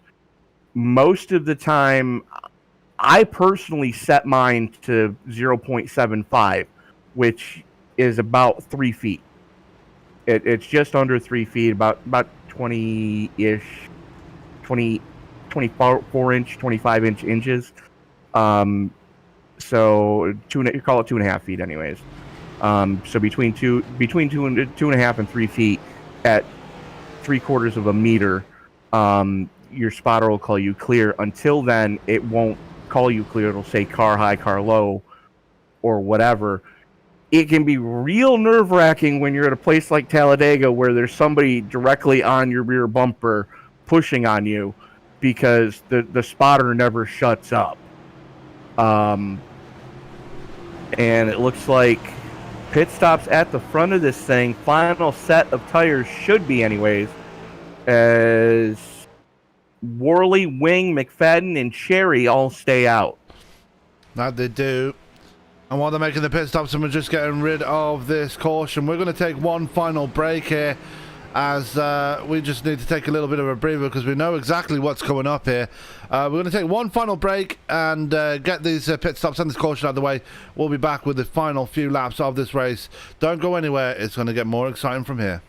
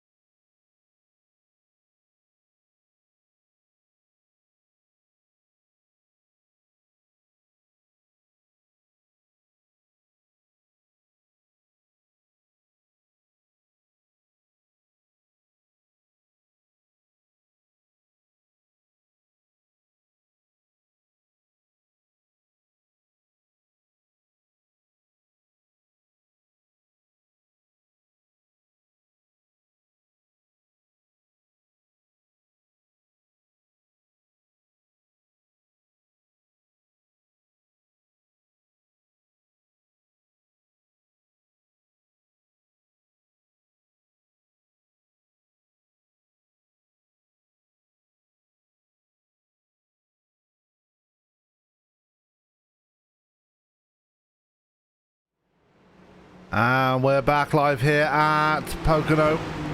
We are ready to go racing once again here as we are going to go back to green here with 14 laps to go in this one.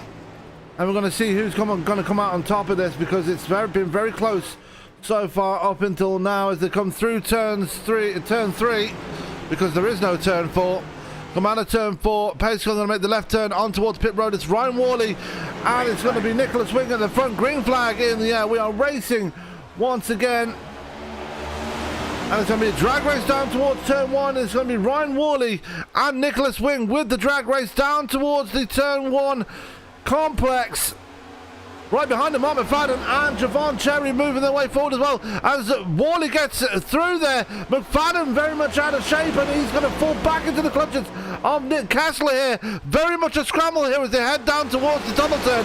Very, very close, and it's going to be a big job here to try and get round this corner very cleanly. Can't be too far wide, can't be too deep as they go through. Not too much trouble right there as they make it through nice and clean, as Ryan Worley has the clear as they head towards turn 3. Right behind them though, Javon Cherry is right there. Nicholas Wing is right there, but Brandon Lowe's is battling with Wing as well. There's contact, door-to-door contact between Lowe's and Wing as they come out of turn 3 down towards turn 1. That's cost Lowe's a lot of speed there. He falls in behind Nick Kessler, and it's going to be Ryan Worley out in front.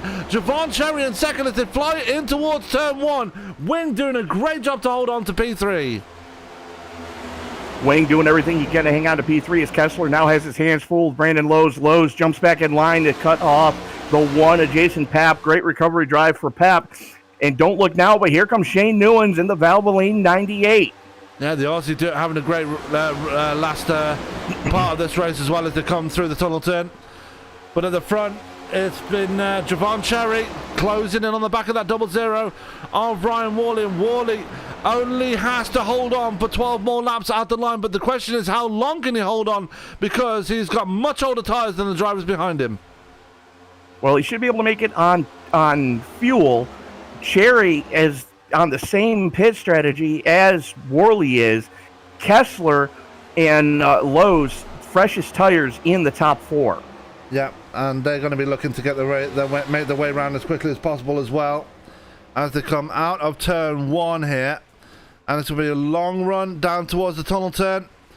And this is where Cherry's going to get the big draft, but a big wiggle there after a bad push there by Nick Kessler. That's going to give Brandon Lowe's a big run into the tunnel turn. He's going to dive it in there. Big dive by the 25. Yeah, absolutely. Is big moment. And here he comes again going into turn number 3. He's going to have to get the pass done. Got clear in the middle of turn 3. So Lowe's up to second. Can the Canadian go 3 for 3 in as many weeks? We'll find out in 11 laps time, as we are 11 laps to go, and they're coming up to the back of Ryan Worley. Big run here by Brandon Lowe's. And a big diver move by the 25, Canadian in the 25. Worley going to try and cover off the 20 of Javon Cherry, but we have a new leader. Brandon Lowe's, coming to 10 laps to go, is in front. 10 laps to go, this time across the stripe, as Worley just giving a shove to Lowe's going through the tunnel turn, trying to upset the 25.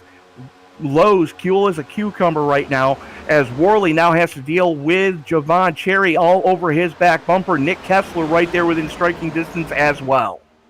Yeah, Kessler was trying to find a gap to the inside of Javon Cherry. Didn't quite work out for him. Wing almost conked over the wall! And that's Greg McConey into the wall! Big contact, and it looks like Windham got a piece of that too. Oh, my goodness me. And it was... Oh, that was a hip check. That was... Jeepers. Windham getting a race car to the face there. There was a hip check from Shane Newens coming off a 3. Contact with Marconi, and you could see just how on the ragged edge these cars are, as just the slightest contact as these guys are trying to lay the power down, and Marconi goes sailing. The one thing that Marconi has in his back pocket is that fast repair. And can he get back to pit road, though? That's the question. That car's smoking worse than a Cheech and Chong concert. it is. And he's still got, I believe he's just gone through turn 2, so he's only got one corner to make. No, that was turn 1. Oh, there it goes. There goes the engine. The engine just twiffed down the long pond straight there. So there now he's going into the tunnel turn, and he is not going to be able to coast from there and stay on the lead lap. So heartbreak for the birthday boy. Hate to see it happen, but especially to one of the good guys. Never a harsh word out of the driver of the 12. Always keeps it professional, even when the rails fall off, or when it falls off the rails, I should say. You hate to see it happen, but especially to one of the good guys like Marconi. Yep. I heard a saying, you were right with the rails falling off, because if the rails fell off, the train can't go anywhere. So, unfortunately, that's exactly what's happened to Greg Marconi as he's slithering his way through turn 3, down the access road right now. He might just make it back here, barely, but he's going to lose a lap. Yeah, that's what I was about to say. He's going to lose a lap here. Well, maybe. I mean, it's a 2.5 mile track, so it might still have time to get in and out. But well, the field's heading down the Long Pond straightaway right now. The only problem is Marconi's only doing 21 miles an hour. I guarantee you, he's got the car out of gear, and he's coasting as far as he can to make this tow as short as it possibly can. The good news is he can't go any lower than 13th. Yeah, and the other good news is that the pit lane is actually downhill, so it might actually work in his favour. So, might work in his favour. But once he gets past that commitment cone and he makes it into pit lane, he might actually be able to tow it and only get 20 seconds of towing. I think it's a 35-second tow. Yeah. No, he's giving it up. He got past the commitment line and towed it, so probably the wisest thing he could ever have done, to be fair. So a little bit of pit strategy playing out at the front of the field, though. Brandon Lowe's stays out, as does Nick Wing, Jason Papp, and Brandon Wilson. Ryan Worley led the charge down pit road. So from 5th place back, everybody's on fresh tires. That they are, as McConey's still towing, and the lights have just gone out on the pace car, so that means McConey will not make it out in time for the restart, I don't think. He might, but he's going to be a lap down anyway. I got him as 2 laps down right now. Which is really unfortunate for Greg, because he was having such a good run, and that was not the birthday present he was looking for at all. Absolutely not. As a lot of damage on the back of Brandon Wilson's 501 as the field working its way out of turn number 1. Brandon Lowe's gonna have the button as we go back to green with only a handful of laps left. So it's going to be an all Brandon outside lane in front of Javon Cherry, who is one of the first cars on fresh tires. Yeah, and this is the part of the race where Cherry turns up the wick now. He's been having fun this far. Once it gets to less than 10 laps to go, Cherry turns into a different animal, so to speak, and he just absolutely blitzes the field. He's done that before. He's definitely capable of doing it again. And with a damaged Jason Papp to his inside, might also work in his favour. Yeah, Papp going to be starting in the second row, right next to Brandon Wilson, and Wilson has a lot of damage as well. So that entire second row has some damage, as does the 90 of Nick Wing. A little bit of damage on the front of the U.S. Army number 90, as the field working its way out of turn 3 for what we hope will be the final restart of this event. Lowe's has the button in the high line in the Great Clips Chevy Camaro. Pace car is in, green flag is out, and we are back underway, restarting this race with 78 of 85 laps in the books. Good restart there by Brandon Lowe's. Not such a good restart, though, for Javon Cherry, as here comes Nicholas Wing to the inside. Big dive bomb there by Nicholas Wing on Brandon Wilson. Wilson going to hang it out wide, though, and just about hold on, using that outside line to his advantage. As we've got 3 wide. It's Nicholas Wing. And, wow, this is getting feisty now. Here comes Javon Cherry. Cherry throws it to the inside of Wing going through the tunnel turn. He has Worley in his rearview mirror. That's fresher tires trying to get by 9-lap-old tires, as Wilson in the 501 not having a good time right now, as here comes Connor Trafari to try to wrestle that final step of the podium away from contact. That's Nicholas Wing into the wall, and that's a shame. He was having such a great run right there. Completely cheese grated the right side of that car. As meanwhile at the front of this field, Lowe's in command. Cherry just stalking him right now. Has Ryan Worley there in tow. These guys have got to play the draft to perfection if they're going to have to wrestle a spot away from the Canadian crippler, Brandon Lowe's. Yeah, and we've said this all race long that Lowe's is looking for a hat-trick of wins here, but he's got Javon Cherry right behind him.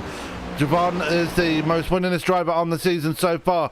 Ryan Worley looking for his first race win of the season. That will lock him instantly into the playoffs, so he's got to drive his heart out to try and get past these two. But as we've already mentioned here, Tony, passing is not easy to do around here. Yeah, absolutely not, as there's a gap opening up between Worley and Trafari. Trafari sitting in 4th place, no drafting help right now, as his teammate Nick Kessler is about 10 car lengths back off of him. A little bit of a wiggle for Javon Cherry for 2nd place, though, is Ryan Worley able to stay off of him. They're still starting to continue to pull away from Trafari. Trafari right now within striking distance if all hell were to break loose in front of him, but not close enough to really make anything happen on his own yet, as we are 5 to go. It'll be 4 to go this time across the stripe. Few connection issues there for Shane Newens in the background there, just having a few blinks right now. The Aussie internet not really playing ball right now, as now with 4 laps to go, this is where you got to pick your moves here, Tony. At what point have you got to make that move, because it's going to be very important. You do not want to show your hand too early. No, you've got to wait until the final lap. You've got to be patient and just full send it mode, going through one of the corners, wrestle the lead away, and then block like your life depended on it for the remaining final lap. That you do, as we are still looking at this field right now. There's top 4 now, because Trafari's caught up to the top 3, and now he fancies a shot of taking another race win here. But Ryan Worley is probably the most desperate out of these 4. As I mentioned, not got a race win yet. Is going to be absolutely crying for one here tonight. Yeah, absolutely, and he is the only Ford in a field of Chevys right now at the front of this thing. 4-car breakaway. As I take that back, you've got 2 Chevys, a Toyota, and a Ford. So all the brands represented well at the front of this thing, as Lowe's looking to get the hat trick. As we are 3 to go, Lowe's continues to show the way. A little bit of a gap back to Javon Cherry. Cherry looking to try to get the draft and get the run. The question is, when is he going to make his move? Well, like I said, Javon Cherry, one of the most patient drivers out there. And as I said just before the previous restart, once it gets less than 10 laps to go, it's time to turn on the wick and he gets it going. Not to mention, Brandon Lowe's is the teammate of Javon Cherry, so he wants to give a little bit of respect as well. Especially with them both being locked in the playoffs, they don't really need to force the issue right here either. No, they don't, but you know that Lowe's isn't going to make it easy on anybody, but he's not going to put his teammate in the wall on purpose. But those two right now in lockstep, about a car length and a half over Ryan Worley, as Worley has his rearview mirrors filled with the 48 of Trafari. Popsicle sticks in the air, 2 laps to go. It'll be white flag this coming time across the stripe as the field works its way through the tunnel turn. Lowe's, Cherry, Worley, Trafari in lockstep right now as the two teammates working together in the draft right now to try to walk away from Worley and Trafari as Cherry now has to defend. Cherry does have to defend because here comes Worley now, taking a look on the inside. White flag is in the air. Now you're going to make up the moves for all the marbles, and Ryan Worley is showing his hand. He's looking to the inside of Cherry. He's going to try and take a look to the inside of Brandon Lowe's, but Lowe's cuts him off at the pass right here as they come out of turn one. Now Worley needs to get that draft and try and make it up there, but here comes Cherry back on the outside. Lowe's picking up his teammate to help defend to make sure he stays on the podium as Worley got lucky that Trafari didn't try to push the issue there and try to follow Cherry through. Cherry to the inside, one final shot going into turn number 3. Is he close enough? Yes, he is. Full send it mode for the 20. Yeah, big sending mode, but that outside line still is key as they come out of turn 3 right now. Going to be a drag race toward the line. Here comes Ryan Worley, but it's going to be side by side between the two teammates right now. He made contact. Who's got this one? It's going to be Javon Cherry at the line by 9/1000ths of a second. Oh! As a big contact at the back there. Not really sure what went on. Kessler getting involved there. Oh, and he's on his lid going into the wall. Well then, take a look and see what happened here. And oh,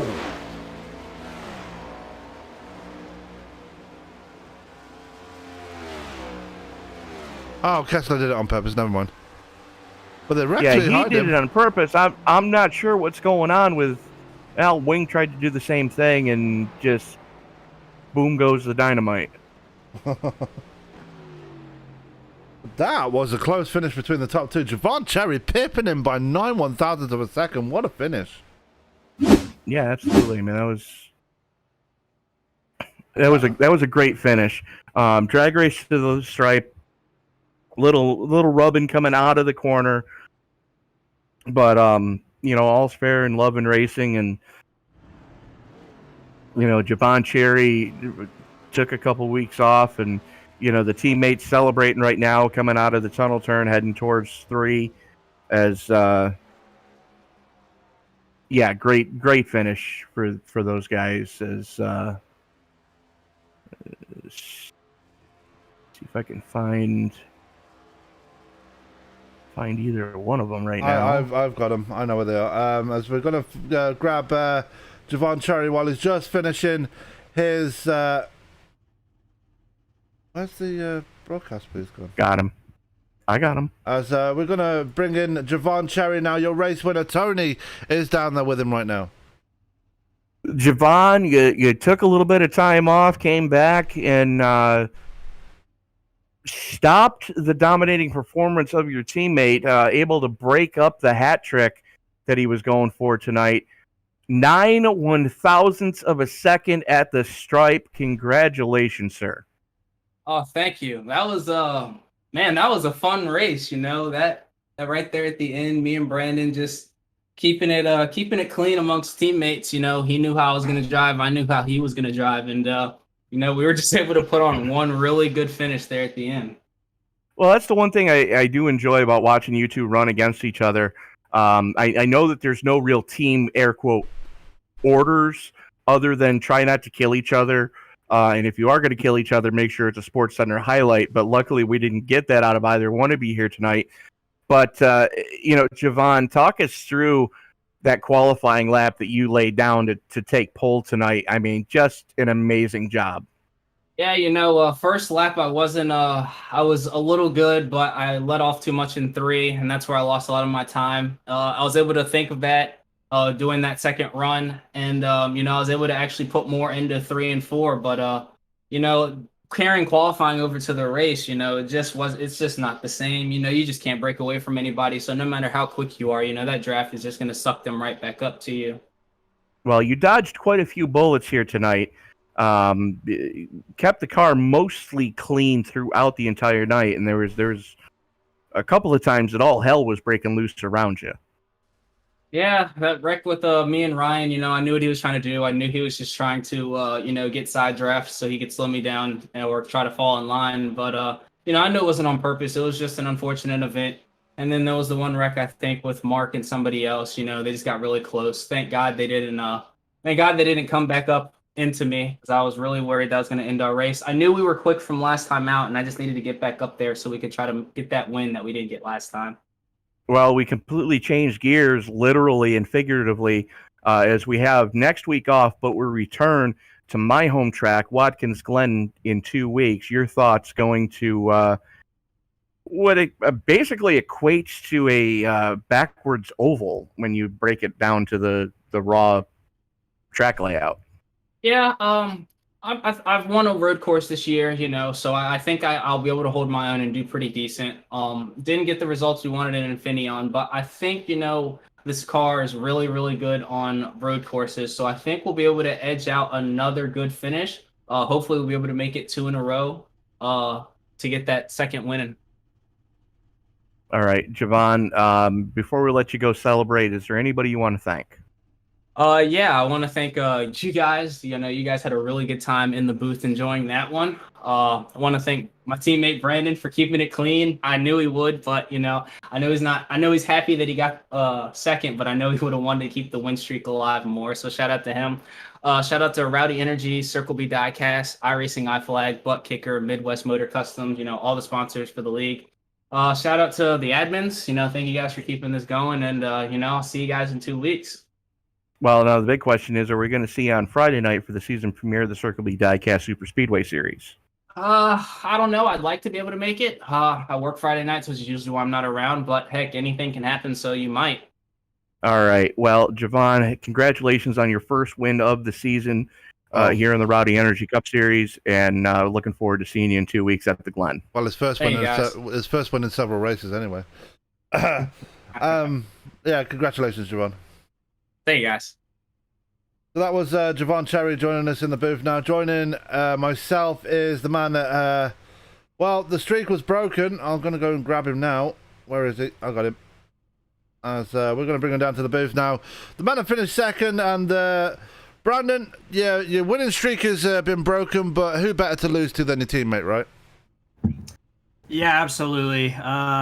It's a shame we couldn't get the 3 in a row tonight. But like you said, couldn't be happier for my teammate Javon. He lost one here, last month. So can't congratulate him enough. And, actually, technically, that is my sponsor and my name on the hood of his car. So, just saying. Yeah, and you just lost out there by 9 1/1000ths of a second. He got that big run on you coming out of turn 3. Did you know it was going to be close? Did you think you had him going into turn 3, or what was the story there? Yeah, I mean, I wasn't gonna race him dirty. I could have, maybe thrown a block up the inside into turn 3 there, but just decided to keep high and hope that it would still be a 1-2 finish for us. And coming off 3, I looked over to the left quickly and thought I had him there for a moment, and I think we even touched there a little bit, and he just got me right at the line, so it is what it is. Yeah, it is, but still another good result for you tonight, Brandon, and your march towards the playoffs continuing here in this season. But next week we are off, so we get a well-earned break, but in 2 weeks' time we switch lanes as we head to the road course. That is Watkins Glen. What is your thoughts heading into that one? Yeah, I mean, I love Watkins Glen. It's a great track for me. We did pretty good at Sonoma, and I had speed at Road America, so I'm looking forward to it.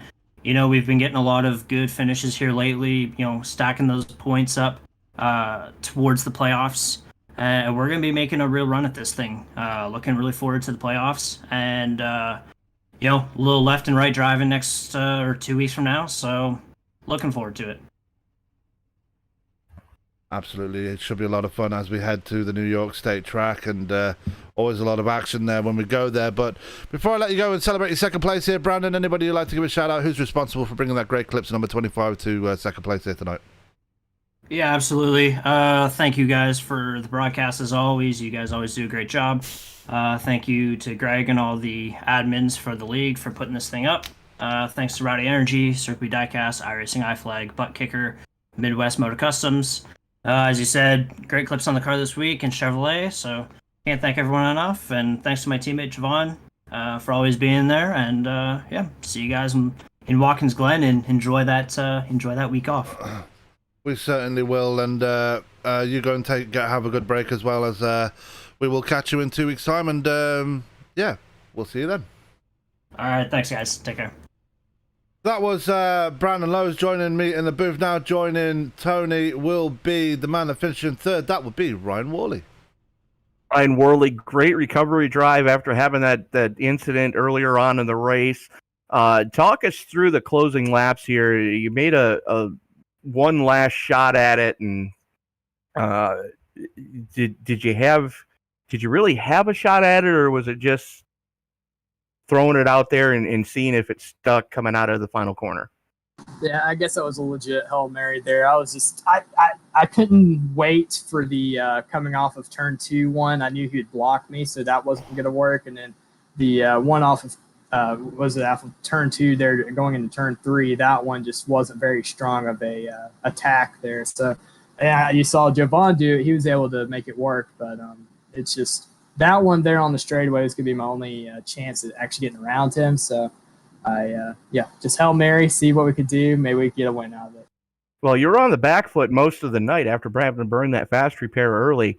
How difficult was this car to drive with damage here tonight? Yeah, I got that little bit when me and Javon got together earlier in the race, and I just couldn't really get back to the draft. It was like you just got any aero damage on it. It felt like a plate track all of a sudden, where if you lose any, you're not going to keep the draft. So it still would handle roughly the same, but you had to go a little bit slower, and the straightaway speed was really killed. Well, you did a great job defending against Connor Trafari in the closing laps. And we just received word at the start of the broadcast tonight that the Circle B Diecast Super Speedway Series is making its return this coming Friday night. Any chance we're going to see the 00 in that field? Yeah, you'll definitely see me out there. I'm going to try to put it in Victor Lane finally. It's been a couple of years. All right, Ryan.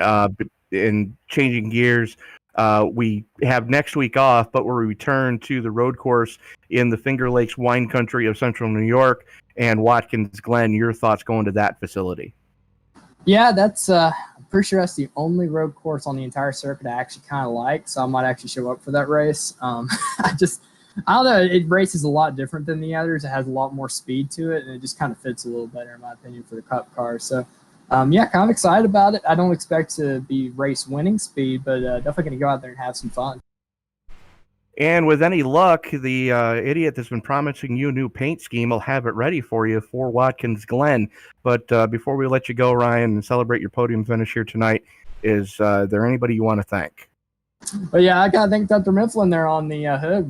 That's where we get all of our paper supplies at for Pocono and Dudes Racing there. So great supplier. They've been taking care of us for years. My man Dwight Schrute keeps us going and keeps us with farm supply as well. So gotta thank them for being on the hood for the last couple of weeks. Want to thank the good Lord above just for helping me out tonight with just being able to race and race well.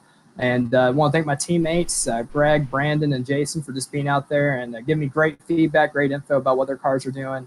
And then got to thank all of our great sponsors here. Rowdy Energy, who sponsors this series. Circle B Diecast, which sponsors our Super Speedway series, as you alluded to. iRacing, iFlag, Butt Kicker, and Midwest Motor Customs, which all sponsor both leagues. So just want to thank all those sponsors for helping us out. And obviously, thank you guys for coming and broadcasting us. All right, Ryan Worley, again, congratulations on the podium here in the Pocono Mountains in lovely Long Pond, Pennsylvania. Looking forward to seeing what you can do at the road course at Watkins Glen. Sounds good. Look forward to seeing you guys next week, or I guess week after. That was Ryan Worley joining us in the booth there from third place. And, well, Tony, another good race in the books here. I know you don't like this track, but still some great racing out there tonight.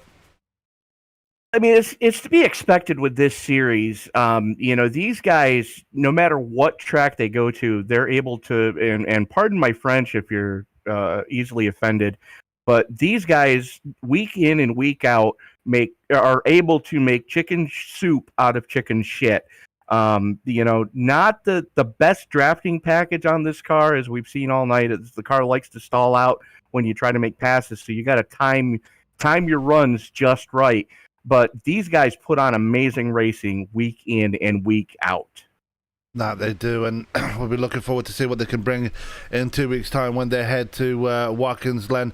Just before I show the results, just want to give you a rundown of what's coming up on your screens in the next couple of days. We have a double dip tomorrow, as tomorrow afternoon we head to Watkins Glen with the MX-5 Pro Series, brought to you by UK Sim Racing. They'll be using the boot section of the track in that one. Going to be looking forward to that one tomorrow, and then later that night we'll be heading off to Delaware as we head to the Monster Mile on Dover for Western States Racing League. On Wednesday we have the return of the Sim Racers Edge as they head to New Hampshire. Great little track for those Indy cars. I know IndyCar loved to go there when they did go there. Endurance for Amateurs is there as well 10 minutes after as they head to Spain, and the infamous Circuit de Catalunya. Definitely going to be worth watching that one as well. Make sure you check out all broadcasts. They will be live and direct on YouTube, Facebook, and on Twitch. Make sure you check them all out. But for now, let's go to the results for tonight's race, and coming home with the victory was one Mr. Javon Cherry, winning just 9.91 of a second from his teammate Brandon Lowe's, who came home in second place. Ryan Worley crosses the line in P3. P4 going to Connor Trafari and Nick Kessler, his teammate, rounding out your top 5. In P6 was Mark McFadden. P7 on his return to the series was Nicholas Wing. Jason Papp picking up a top 10 here tonight. He gets P8. Henry Windham had a few good runs there tonight. He gets P9, and Shane Newens rounds out your top 10. In P11, Brandon Wilson. P12, the last driver on the lead lap was Cody Strom. Then you got Greg McConey, who was one lap down, retired near the end there after a big wreck.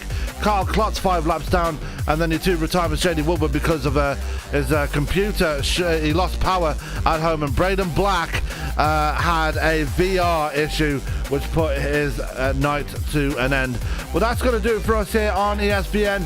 Good racing all round, and while we take a week off here, just remember we have more iRacing E-Series coming for you this coming Friday as they head to Daytona with the Circle B Diecast Super Speedway Series, so make sure you check that one out. But from myself, Sam Cooper Bennett, from my broadcast partner, Mr. Tony Trapasso, all that's left for me to say is keep it clean, keep it green, and we will see you tomorrow night live with a lot more racing action from both Watkins Glen and from Dover. Have a good night.